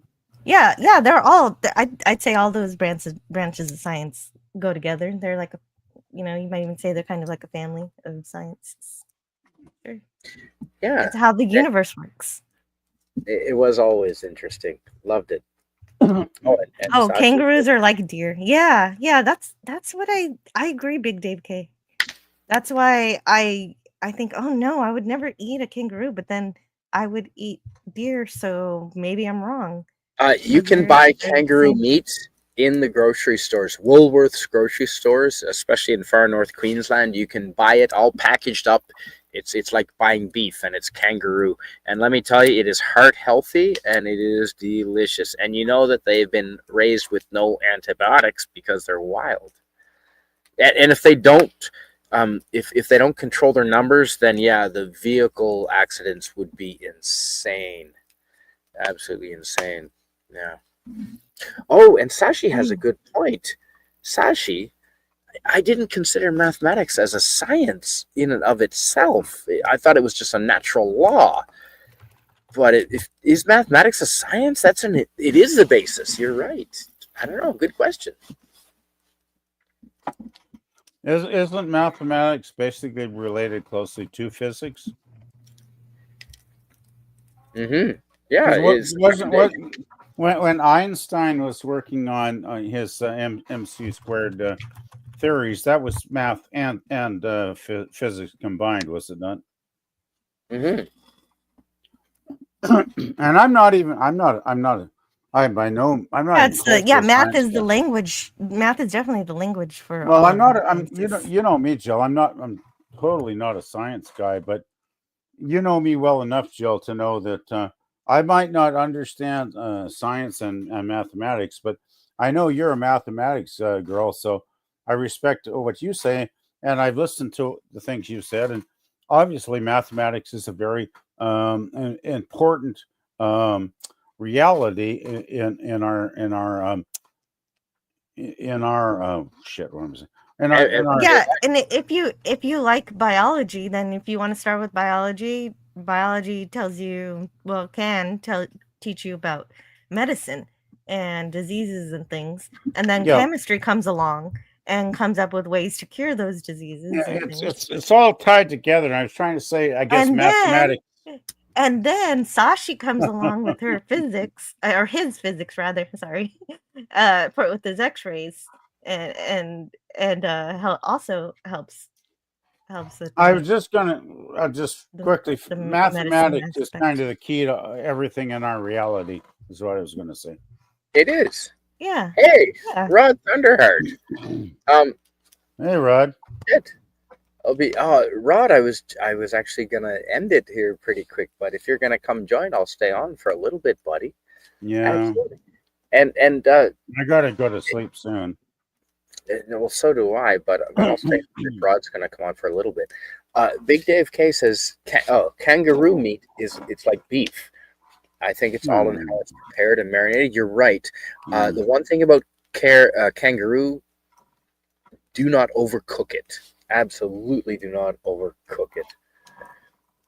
Absolutely do not. So you're saying maybe medium rare, kind of at the most. That's exactly it. Yeah, I've just got to step away for a second. Jill, do they have any kangaroos in Texas? Absolutely. You must kangaroos. Only in the The zoo? zoos. I don't outside of the zoo. I don't really think that there are a lot of kangaroos. In So Jill, you ain't gonna go kill a kangaroo in the zoo for a meal?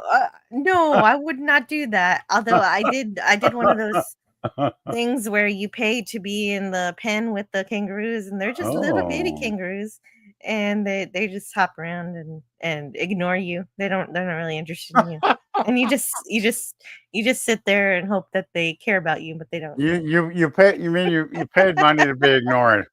That's Yeah, kind of sad, Jill. I did. Yeah, it's just like a guy going to a strip club. Jill.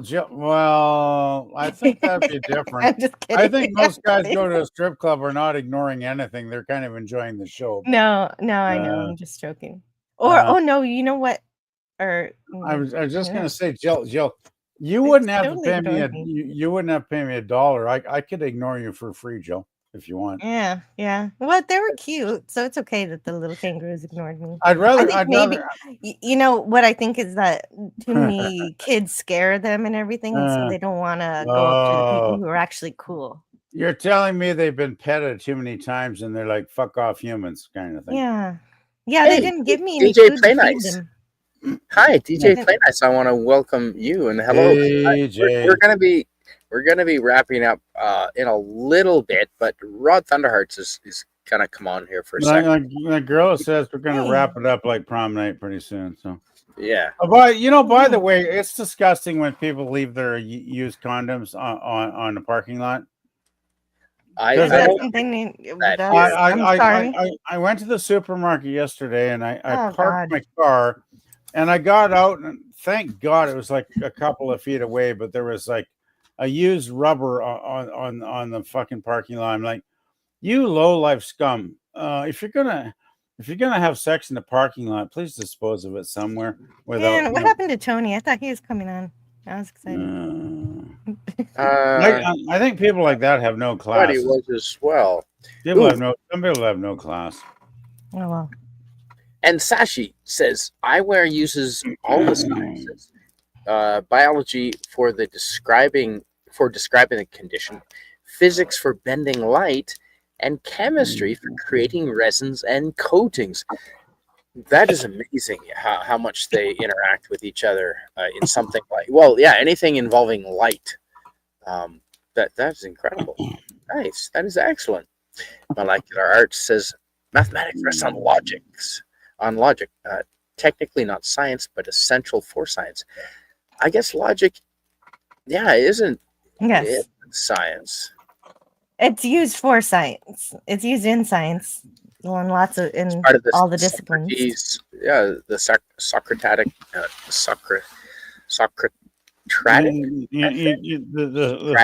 Socratic method. The Socratic oath is what you're saying? Yeah. The Socratic method. What? Well, as Spock would say, it would be fascinating. And the ruse, not the Jews.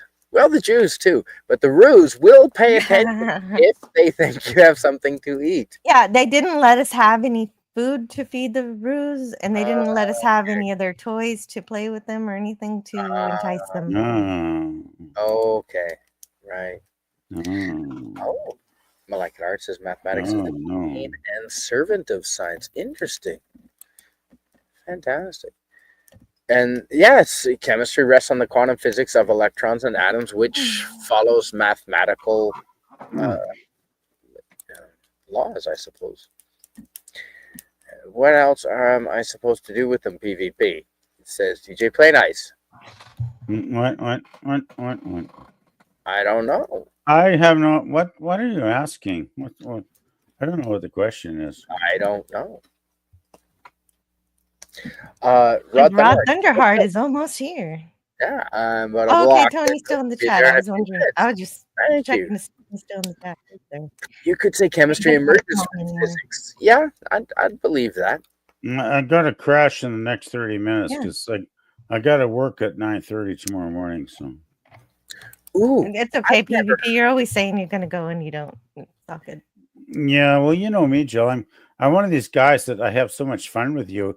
I say, "Oh, Jill, I'm almost done," but then I can't stop. and you Baby. don't want to. Sorry, Jill. You'll be done Good real Lord. quick. I know. Jill can take my humor because I wouldn't make a joke like that if she. Yeah, if but she I didn't. can't. I don't have much patience for that. Oh, Molecular okay. art says there is a sub-discipline in chemistry called quantum chemistry. Quantum chemistry. What the Chemistry. hell? I've never heard of that. What the hell is quantum chemistry? That's I've heard of quantum physics. Well, it sounds like it crosses physics with chemistry there. that sounds very complicated. Okay, molecular arts.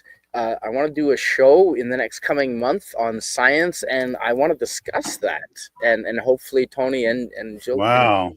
can join us. Yeah, that's cool. Wow.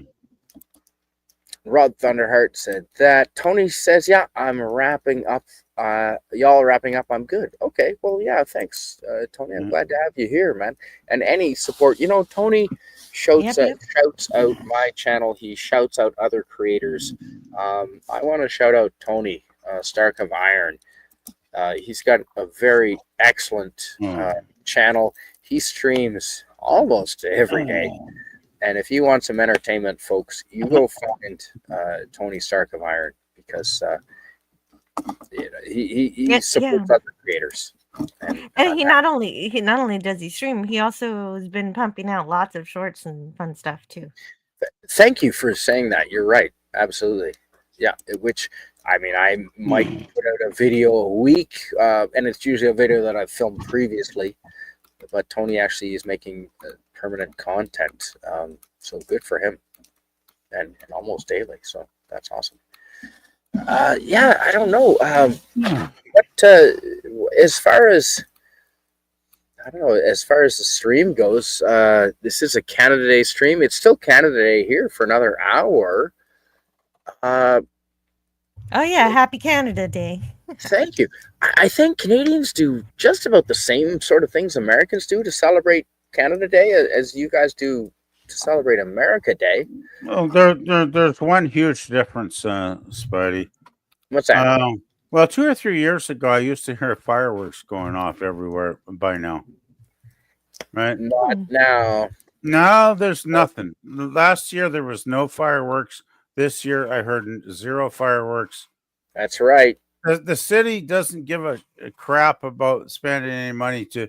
They used to have a fireworks, like a municipal fireworks display around midnight. They don't do that anymore, and nobody. You think Canadians would buy fireworks and be shooting them off like in America?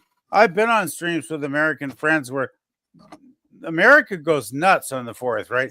It's like boom, boom, bang, bang, bang, bang everywhere. It's like fireworks, fire. It's insane. It's almost kind of frightening actually, because Americans get so wrapped up in it, right?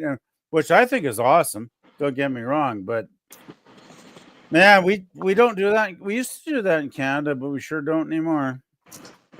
Anyway, I'll shut up because I got really nothing much more to add. Well, no, but yeah, I love fireworks. Just it could be the lots of fire fun. ban. It could be the Although, but hi Rod. The Welcome. city, And- the city used to put Hey, it guys. on. Hey, Rod. The Speaking city of used chemistry and the physics. city used to do it at midnight, and they don't do it anymore. Hello, Rod. Hey, Jill. Rod. I just came from the fireworks. Wow, Hey. you're having fireworks, but Yeah, Alberta had fireworks. forest fires not that long ago. Yep. Chad, No. we got no fireworks here. Yep. No. Yeah. No fireworks here. We're not allowed. Oh, no. We're allowed.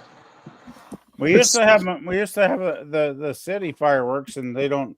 I guess they don't want to spend any money anymore. The bastards. So See, this is a good Canada Day question. What's the greatest province in all of Canada? And I've lived in 3 of them, and maybe Alberta. It might be Alberta. no, the best province is British Columbia. If we didn't have a communist government, But we do. but we do. Present day, I'm considering moving to Alberta if they separate. too. Yeah. Me You too. do know your land there is unceded. Me too. No, everyone gets an equal vote. If Alberta leaves, everyone gets an equal vote. They'll do No, it. it's impossible. Alberta will never leave. No, it's not impossible. It's in the Constitution. No, I'm an actually- expert in the Constitution. I've studied it. No, actually, you're you see, Alberta falls under Treaty 6, Treaty 7, and Treaty 8 territory, and virtually all that land covers Alberta, and it's including the oil sands, by the way. And I'd like to point out that these deals date back to 1885, and that's before Alberta was even Alberta. So therefore, these treaties were with the Crown, not the Canadian government. That means that the Canadian government can't honor them. The Canadian government has nothing. They can't do anything. The deal that they're going to offer the chiefs, and some of the chiefs are on board, is going to be so good. They're going to say, "Screw Eastern Canada. We want to be our own nation. It's better for everybody." It doesn't work that way. Okay. It should. I have a statement and a question for Rod. Have the feds ever treated the feds have never treated the indigenous people? Most indigenous people still can't have drink. They don't have drinking water. They have substandard housing. They live Wait a minute. I don't have drinking water. That's in I don't Manitoba. have drinking water. Is the government going to come and put good drinking water in my house? Because I don't have it. Many people around my village don't have it. So why should Native peoples have it if they're not going to come here and give it to us too? My point is a lot of them do not have it. A lot of us don't have it here. I don't have it here. I can't drink my water PPP. I've got to go to a shop and get it. I'm an equal Canadian, same as everyone else. Why isn't the government going to come and drill my well? And my village, there's many villages here that don't have good, clean drinking water. Mm-hmm. My point no is, one says shit about it. I'm trying to talk about this indigenous treaty crap. Yes. That's and you my want to give them point. special treatment so that they get clean water. The thing is, a lot of these Indian band leaders, the chiefs, love Ottawa. You know why they love Ottawa? Because they keep getting millions of dollars pumped into their fucking little hand every year. Mm-hmm. And guess where that money goes? It don't go to the people. It don't go to clean water or decent housing. It goes right in the hand of the band council chiefs, and they make all that money. And not all. No, but all. You know what I'm saying. I do. Same as in our government. Same as in every government. You're right. What I'm saying is there's a lot of corruption, and I think if Alberta actually did a decent, honest deal with the native population, they could make this make it work for separation. I really think they would want to. I would think that this is such a good opportunity. I know the indigenous people en masse have no fucking use for Eastern Canada and Ottawa, right? It's the fucking chiefs controlling all the bullshit because they love the fucking free ride, right? But I bet I bet 90% of the fucking people living in other would go, fuck you, fuck Ottawa, fuck that, fuck the East.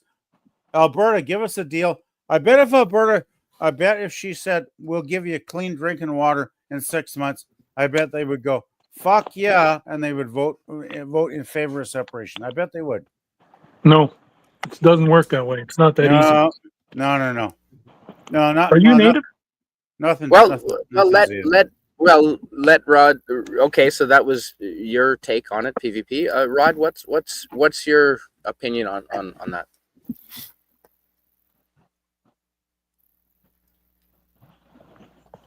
Hello? Yeah, Rod, go ahead. Yeah, no, I'm just no. See, they made the deal with the crown, as in the crown of England. They didn't, and like, what, like it or not, the Canadian government is the arm, the representative of the crown, and they're the ones. Yes, I know they're not. I know they're not 100%. They're not being completely fair. No, absolutely. But on the other side of the coin, better the devil you know than the devil you don't know. In other words, the point is that the Alberta government can't make the deal with the Indigenous, because they don't own the land, as much as they want you to think that they do. They don't. So you think King Charles should own our land? No, I didn't say that. I think it's a matter of. Aren't you saying the crown owns us? I didn't say that. Well, I didn't say. I said that's what the whole treaty is for. I think you know what? I used to have respect when Queen Elizabeth was still alive. I respected her because she started before the World War, right? Like she was a very strong person. Charles, I think, is.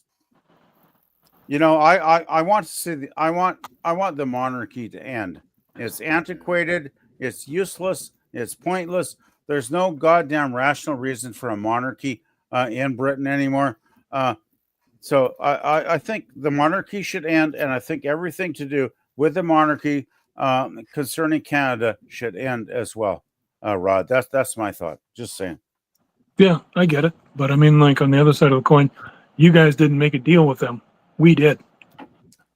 So that's why we're more inclined to side with them. Plus, the other thing is, how do we know we're going to get, if we make a deal with the governments, Alberta or Canada, otherwise? How do we know they're going to offer the same thing? They're not.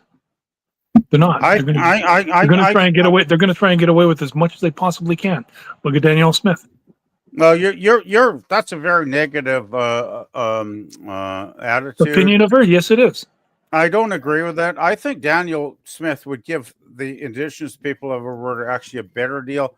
I bet within 60. She didn't even respect the Indians when they said you can't do this. Okay, I have not heard that, but I bet she would. I bet she'd probably get them clean drinking water within 6 months. So, No. Joe, we haven't heard from you in a second, and you wanted to say something. I had a question. What does the Constitution say? Would the Constitution allow something like that? This seems like a really extreme measure. No. Yeah. Well, we so don't. Pretty much, if you have to rewrite the Constitution, that's going to be tough. Well, The British Constitution. The Constitution is based on the B&A Act, the British North America Act, and that, by the way, covers all the land around the Hudson Bay area. But it does not cover the BC mountains and forests. By the way. I think what really supersedes that, though, is is it not the 1982 Rights and Freedoms Declaration? Let's loosely what. Yeah. I have 3 copies. Not like they're worth. Now that's an interesting thing, and maybe that's a little side tangent. Our Charter of Rights and Freedoms, 1982/1983. I studied it. I was always told that was the greatest thing.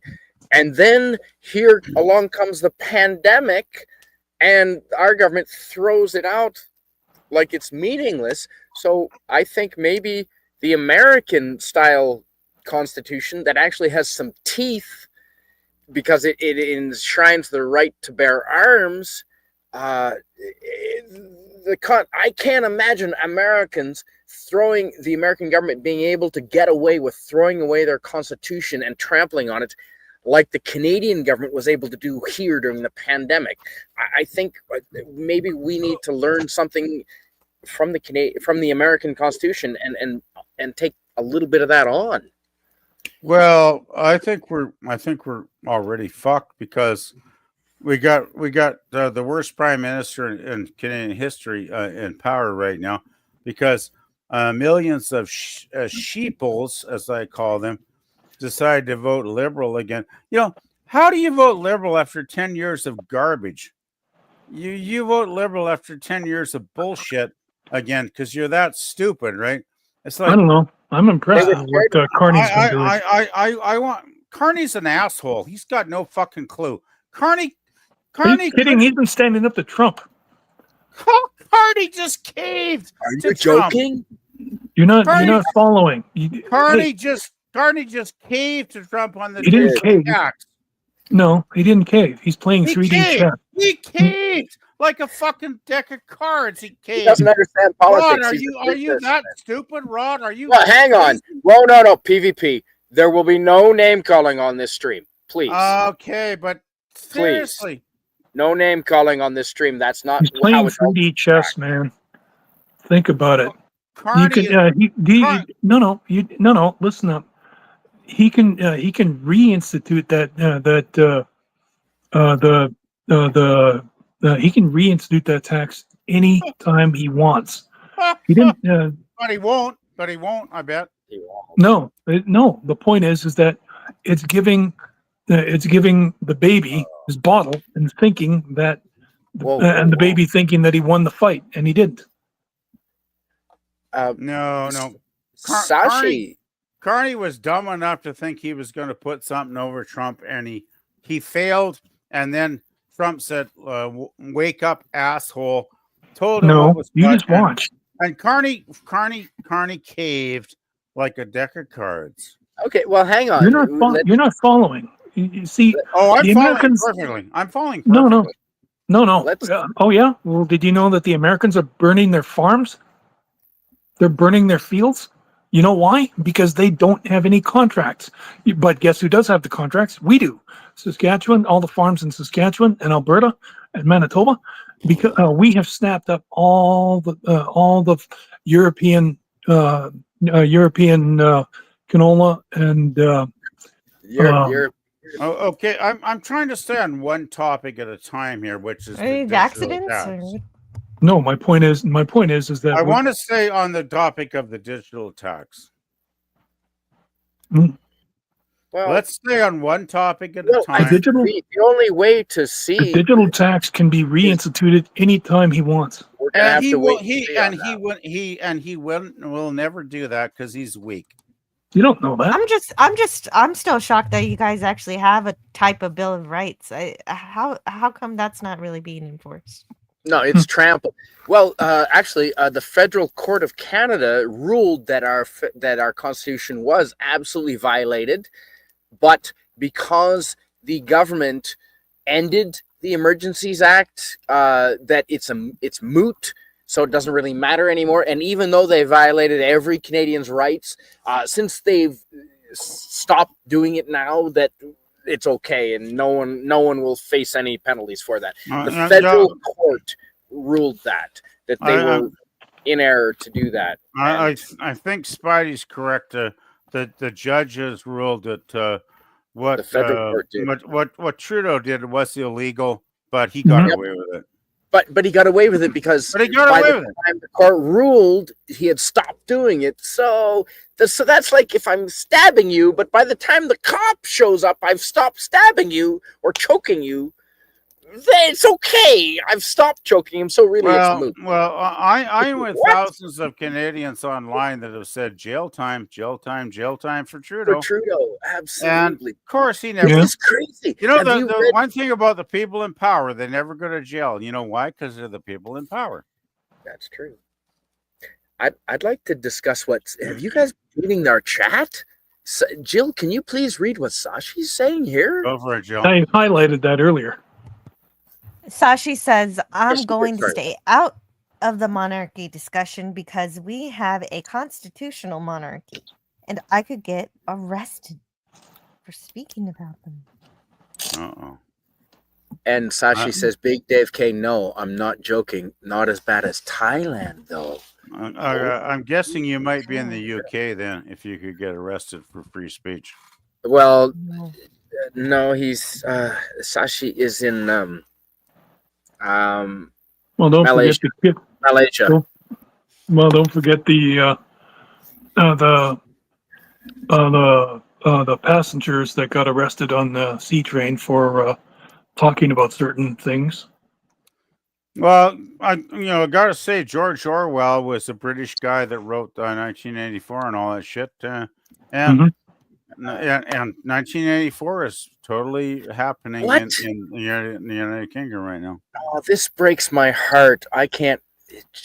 Jill, can you read this? Because I don't think I can. To Big Dave K, Sashi says, "No worries, I'm used to it. Makes us pretty good at self-censorship, though. Part of our lives." Jesus, Oh. son of a. Hmm. I'm sorry, Sashi. Hmm. I'm sorry, Sashi. You have to go through that too. Like, Yeah. you don't This get is. the I haven't heard this, freedom. Big Dave K. That's funny. Justin Play-Doh instead of Mhm. Trudeau.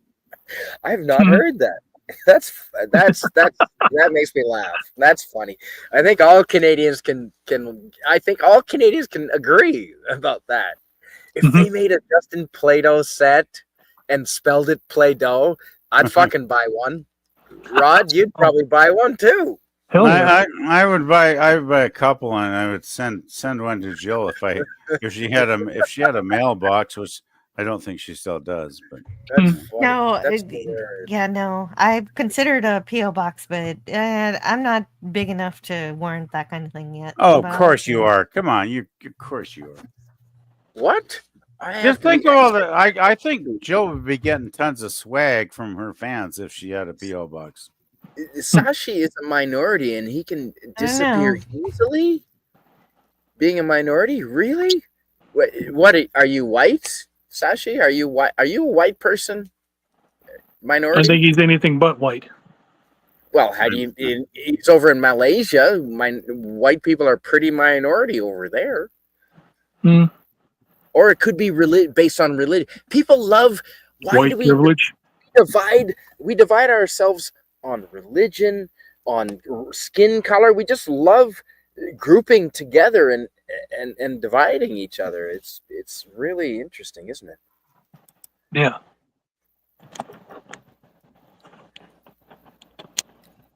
Yes, I've been to Thailand a bunch of times and I've never had any issues. Toronto's probably less safe than Bangkok. I'll tell you that. I have some great times in Bangkok. And Well, Yeah, out of all the places you visited, I want to visit Thailand. It your looks like fun. your volume really dropped low. Mine? You and everybody's volume dropped low.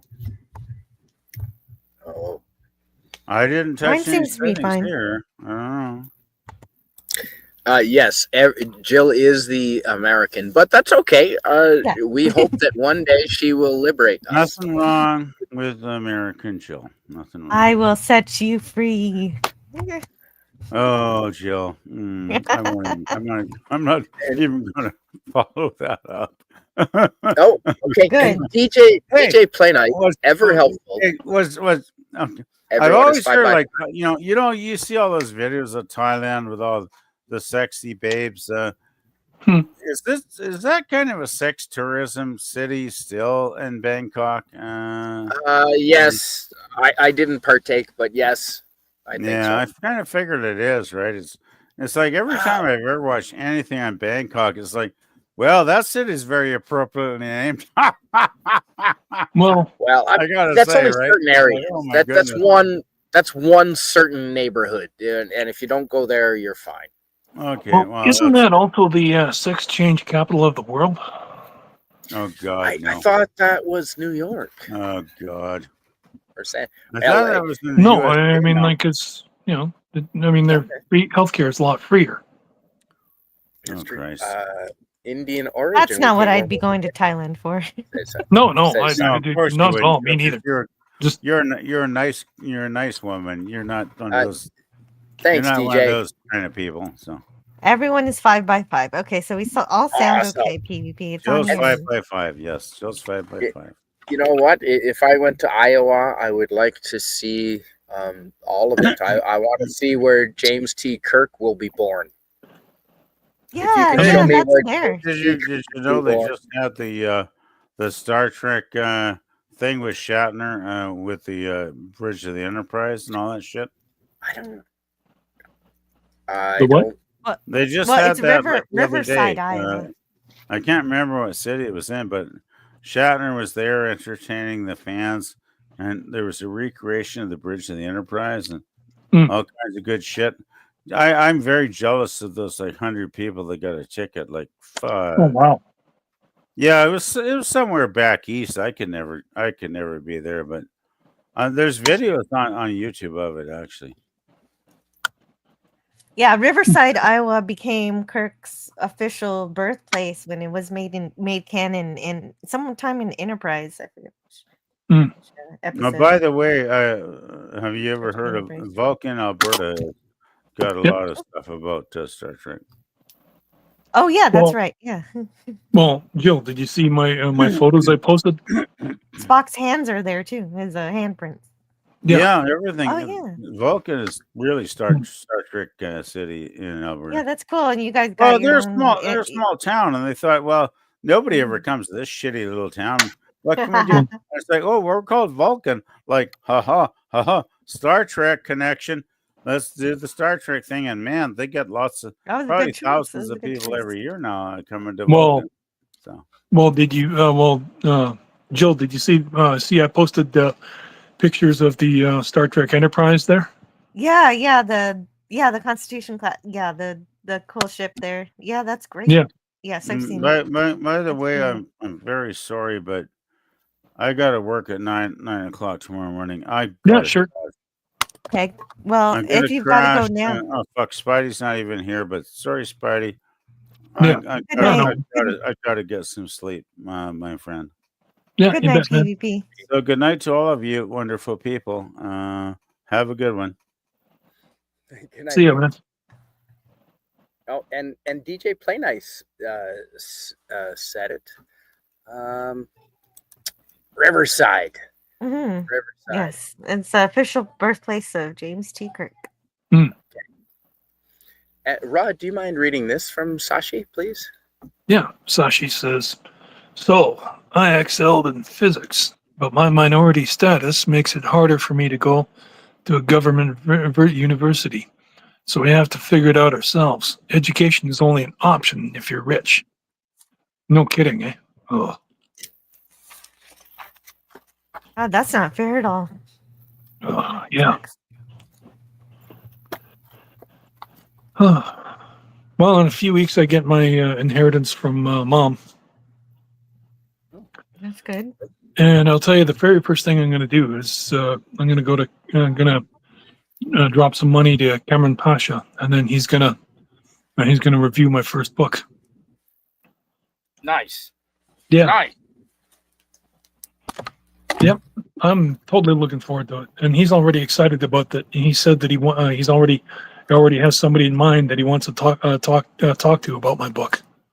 So That is excellent news, Rod. like somebody in Hollywood, I mean, so. Well, for people that don't know, Cameron Pasha is connected with Hollywood. Yeah, he's a writer, producer, director. Yeah, and I guess we know him through Doomcock, I suppose. Yes. Yeah, that's right. Yeah, that's great news. Oh, I'm as I said, I'm just counting the days until Make I get my and get it. Yeah, but Riches if of Madison it is County. successful, though, be careful about your rights. How much of the story is still yours. Oh no. I mean, like I self-published, so the entire thing, it's mine. It's mine. I own everything. Nice. So That is excellent. Yeah. I mean, like if it gets made into a movie or a TV show or something. Oh no, I'm totally I guess Cameron will help you out with that too. Yeah. And hello and welcome, Arnold Paul. Oh, you're in Vancouver. Okay. Hey, I'm in Arnold the Paul. Okanagan. Yeah, I'm in the Okanagan.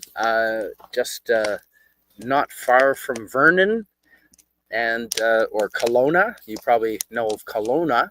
I used to live in Whistler for on and off for 20 years. And Rod Thunderheart here is over in Alberta. And are you in northern Alberta right now or southern Alberta right now, Rod? I just moved to Leduc now. So like Leduc is that town I think you stopped in briefly. I did. Yeah. Well, I did. I got lost a couple times. Yeah. Yeah, that was fun. And yeah, okay. And anti-derivative Jill is from, you would think she was from Florida, but she's actually from southern United States, even more so. So thanks for being here, Jill. Of course. You're welcome. Yeah. Always been texting all my life. Nice. Excellent. And so that's excellent to have you here. Thank you, Arnold Paul. I'm not Hello, sure how Arnold. you found your way here, but thanks for being here.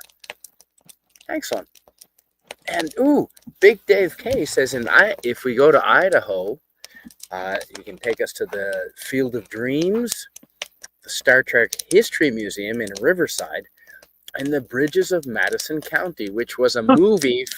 Although you got to be fairly old to know that was a movie. But yeah, that's excellent. Star Trekking Across.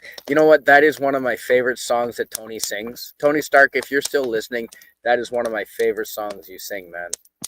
And that's awesome. Yeah, that's a great song. I really love it. Yep. It's a Star Trek anthem, basically. Really? Sashi? I don't know. Well, I'm glad you went out on your own, man. Good for you. Good for you. Good for you for going out on your own. I got good at my job despite my circumstances. Still doesn't get me paid, though. Oh, man. Do what you got to do, you know. We are industrious. Humans are. Yeah. Yeah. And, yes. Yes to what, Arnold? Oh, I forget what I asked you. But anyway, shout out to Vancouver. I think I could be to Vancouver in about 5 hours if I didn't care about getting arrested.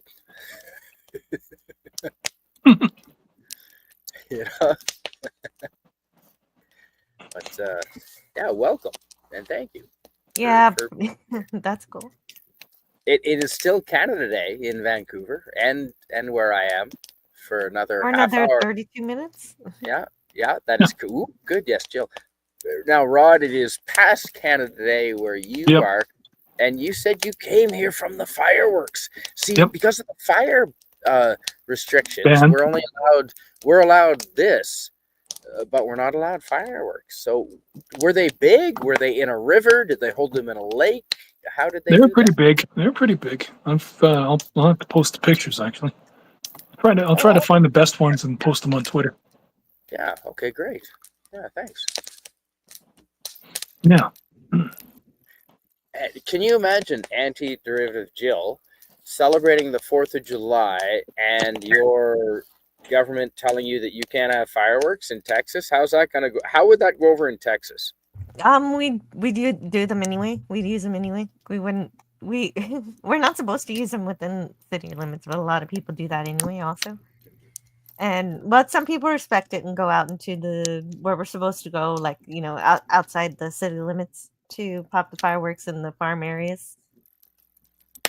But also the city puts on a show every year. No, it'd be crazy. That would be unheard of in Texas anyway. I don't know about the rest of the United States.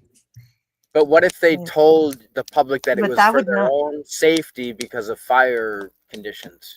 Yeah, we do. Because that's how they. Well, that's and that's the difference between Americans and Canadians. Because Canadians, there's a joke going around, and my Australian sister-in-law told it to me 30 years ago, and the more I think about it, the more it's true. My Australian sister-in-law, 30 years, and this is a rampant joke all over Australia. How do you get a Canadian out of a swimming pool? Excuse me, please, could you get out of the pool? And we do. because we are conditioned to just do whatever we're told, and that wouldn't work with most countries in the world.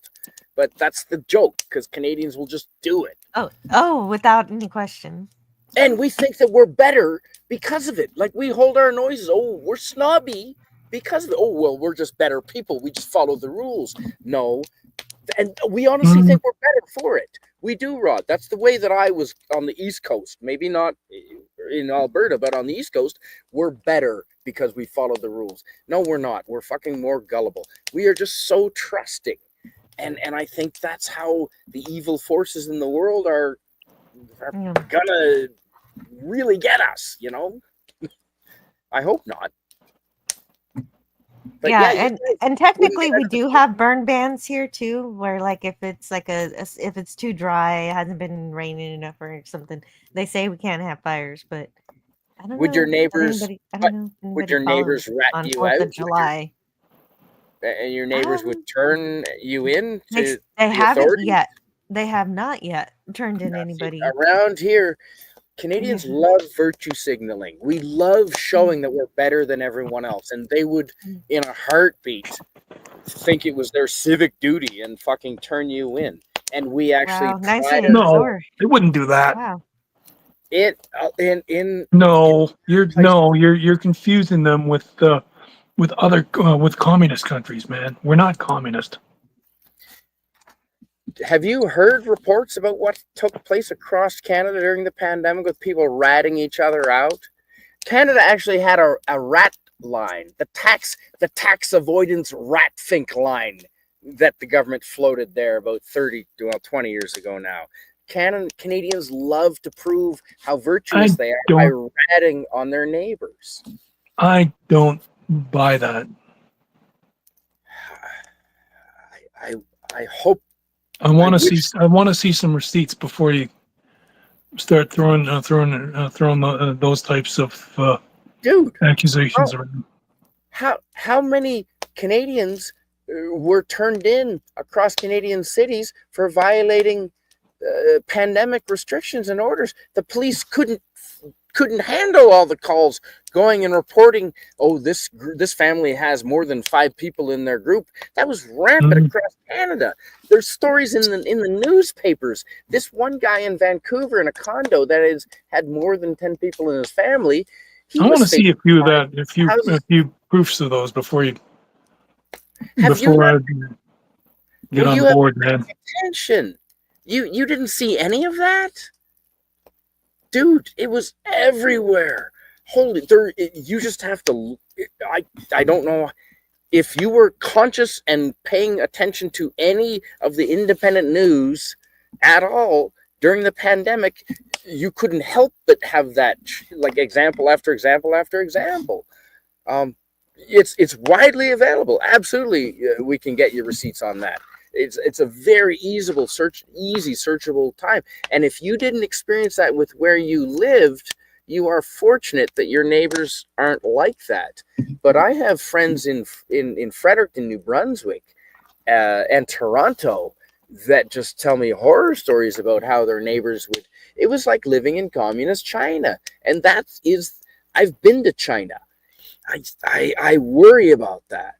I really do. And I'm so happy that Texas, that at least Texas and Rod, maybe Alberta where you live, maybe it's not like that. And I'm glad about that. I'm really glad. No, we kind of worried about it for about a month, and then we were like, well, we're done with this now. I can't believe I didn't know you guys had snitch lines. Well, I mean, that would be proof enough if you can find the phone numbers and the actual calls and all of that, and that sounds like a thing that had to have existed if Spidey knows about it. Miss Canonic Madman, hello and welcome. I wish I didn't. I wasn't working during the time, so I had so much time to just follow social media, and that's actually how I found Doomcock, which was a good thing. It was a very good thing. But I'm glad, Rod, if that was your experience, man, friggin' A. That is awesome. I'm glad. I think the neighbors around here that I'm with, like, that's why I live where I live. I don't think it's like that around here. There's a couple of Karens that we just have to take care of, but other than the couple of oddballs, in my immediate area is not like that. Fortunately, that's why I live here. Okay, so people don't know who Geddy Lee is. Rod, do you mind reading this and explaining, please?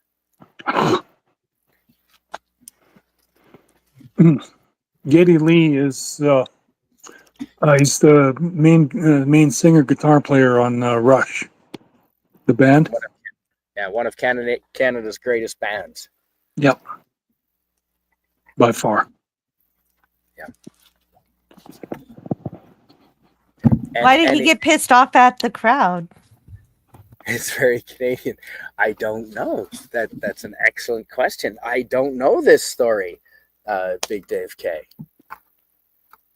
That's a very interesting story. See, there's so much to learn about Geddy Lee. He was an interesting person, but a lead singer, and I don't know. Would you consider Geddy Lee political? Maybe not.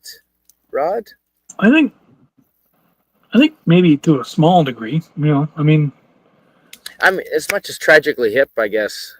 I don't think he keeps his opinion to himself. I'll say that much. Yeah. And Jill, do you mind reading this from our friend Sashi in Malaysia? Sashi says, during the lockdown, I had travel papers to get to work. I was deemed essential services. I had to jump through hoops. Wow. Yeah, who decides somebody is essential or not, and decide someone is able to do what they need to do in order to survive. Right. It was such a ridiculous time. Well, my roommate Dusty, he was driving for Nisku Dispatch. In fact, actually, so was I. However, it was Mom's fears that that finally I was like, oh, okay, fine. I just quit and then took the COVID bucks. But I mean, like, I don't know, mom. I mean, I tried to tell mom, I see maybe 2 people a day, and that's if I mean, maybe 3. I mean, like, I'll see one person, a job. That's it. But like she was like, well, no, you could get sick if you meet the wrong person. And it's, But then, given her age, I was like, okay, fine.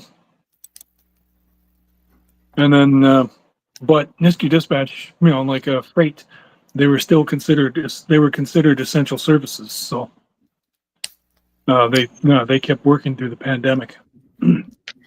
It was so weird that they had the small mom and pop. Well, not weird. It was coordinated and on purpose that all the mom and pop shops were forced to close down, but yet, Walmart and Costco, they were all allowed to stay. Okay, yeah. I did look this up. Apparently, Geddy Lee of Rush stops singing in the middle of a concert and starts chewing out the crowd. Really, like, gets really angry. Because the crowd is sort of crushing the stage and people against the stage I remember that. Yeah. But he apparently, like, exploded on stage, and like, Canadians do get angry, I guess. Given the right circumstances. Yeah. And Rush wasn't overly political, but they usually had messages in their songs that covered human conditions as a whole. Yeah, I would agree. Yeah, really angry, huh? Now, apparently, like, he goes fucking nuclear on stage. Yeah. That's awesome. Oh, DJ Play Nice, who would know, says he was a bassist or a bassist if you're into fishing, and vocalist. That's awesome. Yeah. But holy crap, we are approaching 2.5 hours. We're just about done with Canada Day. Yeah. 20 minutes. I think I've got to wrap it up. No worries. Yeah. No, thanks for extending it while I'm here. Well, yeah, we were gonna shut her down, but since you were coming on board, Rod, and I hadn't streamed with you in a while, and I really Yeah, wanted thanks. your take on things because it's good to have friends that you trust that have different opinions because you can all approach a better solution in the end, right? Yeah, yeah, I agree. And Carla Burton says, "Hey, I'm here. I'm here. Don't forget about me. I'm Hey, here." Carla Burton. Hey, Carla Burton. Hey, Carla. Hello, Glad- Carla. Oh, and DVB, and holy shit, DVB, who I recommended a couple nights ago, saying, DVB, you gotta look up Bruce Willis. He does a great cover song of Secret Agent Man, and DVB has just discovered Nice. it and agrees. I'm glad you discovered it, man. That album of Bruce Willis's, that tape cassette, I've got the tape. It's called Bruno, The Return of Bruno. He has an alias, Bruno. I had that ages ago. Yeah. I still have it. It's somewhere in Fredericton, New Brunswick, in my parents' crawl space. And it's a tape cassette, and it's The Return of Bruno. And I'm so glad you know that song, DVB, because it's fantastic. Can't say enough about Bruce Willis. Everyone's saying hello to Carla Burton. Jill, is there anything that you want to talk about your upcoming events before we go? Oh, sure. Thanks for having me on. It's been great. It's celebrating Canada Day here today. Yeah, You know, good to see you you, guys Jill. have, yeah, you guys have your problems and stuff, but you know, you can still celebrate the good stuff too. Yeah. And I'm glad you were able to go see the fireworks. That's fun. Oh, I have thank on you. Tuesdays I've got my Twilight Zone, and on Friday I'm going to talk about Flight of the Navigator because it's got some Ooh, Oh, nice. 4th of July stuff in there, and it's science fiction. nice. That's excellent. Oh, that Pee Wee Herman was the voice of the ship. Yeah, this is gonna. It's Really? gonna be fun. Yep. Huh. That's cool. Before his probably- little arrest? Probably one of the earliest examples Yeah, of I'm CGI. sure it was before that. Probably. And Sashi says retail eyewear became essential services because the medical staff needed us to get their glasses done. Couldn't work without your glasses because all the smart people in the world are geeks and nerds and they all wear glasses, right? All the doctors, all the smart people wear glasses, right? I think we can all agree all the smart people in the world wear glasses. Although this panel might be a little biased. Well, I don't know. We're from all over the globe here. I think we have a pretty unbiased. But anyway, thanks for being here, everyone. Rod, is there anything that you want to say before we head off here? Can play harmonica. You're goddamn right. He can play harmonica. DJ Play Nice. Bruce Willis can play harmonica. Oh, yeah. Nothing really, you know. I would say check out my book, but I mean, I think most everybody here knows my book, so you know. Absolutely. But just in case they don't, what is the title of your book? See Through Love. Yeah, and actually, I will put it in the. Please. And that is excellent news that Kamen Pasha is going to be reviewing it.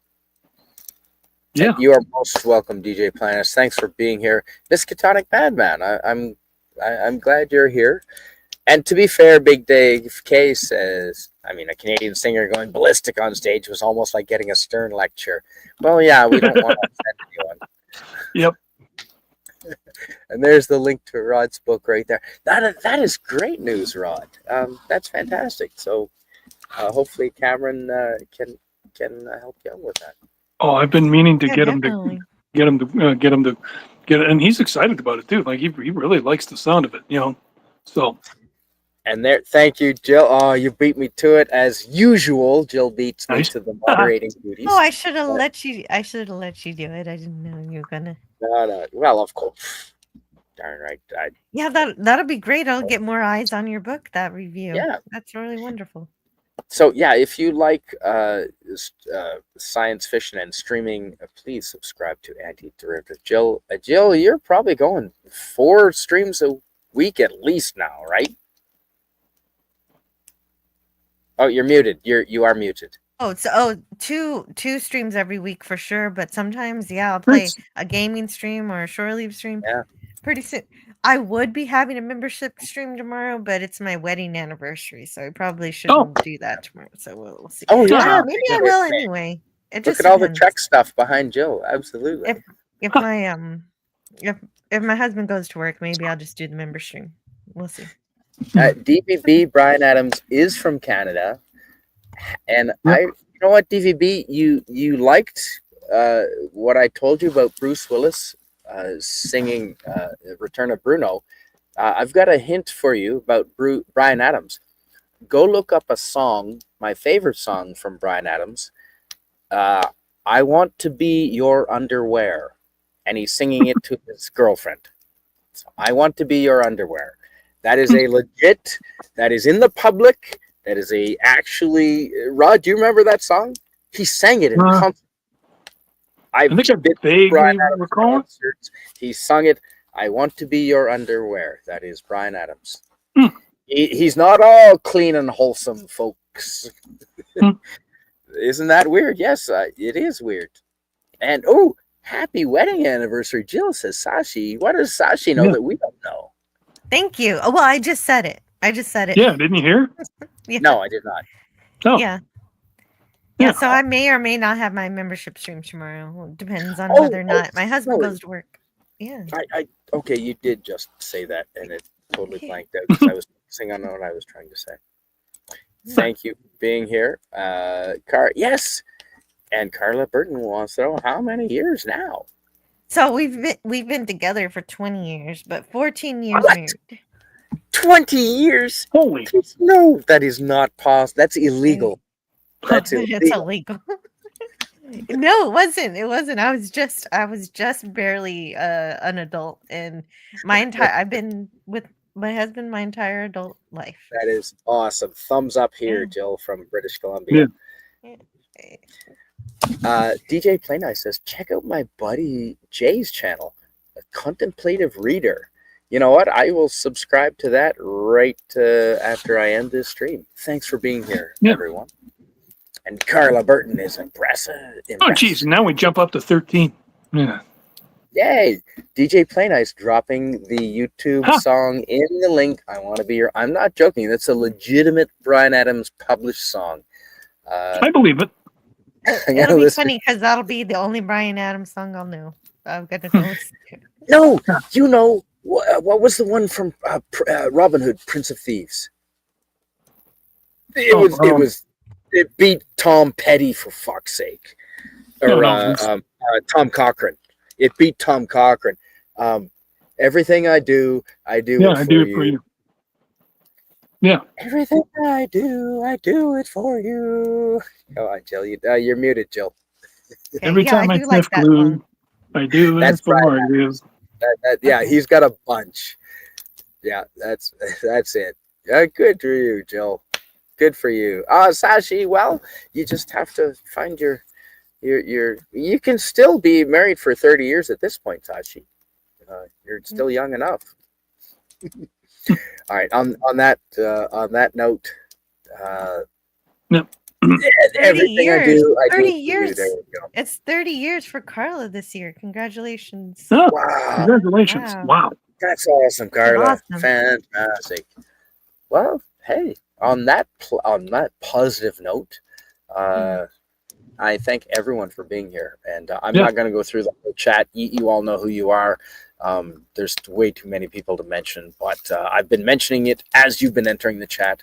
I appreciate every one of you. And Jill and Rob, thanks for being here.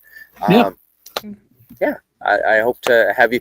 Jill, maybe in the next 10 days, we'll do, I think Carla and wants to do a chocolate stream of some sort. Rod, I would love to do another Canada stream with you, and maybe PvP if he's around. You know, absolutely. Yeah. So, have a good night, everyone. I'm going to end the stream. I can't wait for the chocolate one. I know. That's going to be so awesome. Well, chocolate's on the way. Nice. Fantastic. Oh, all right. Have you got the stuff I sent you yet, Joe? No, Not you yet? sent me something? Chocolate. Oh, you sent me chocolate too. I didn't know Yes. that. Did you Well, send we'll me talk about chocolate? it. No, I didn't know No, I I was was supposed going to to. say. Am I No, supposed to? no, you weren't. No, you're not supposed to. No, I was going to say, please don't. This was a surprise. Yeah. All right. Good night, everybody. Okay, good night. And yes, and confirm end stream. Yes.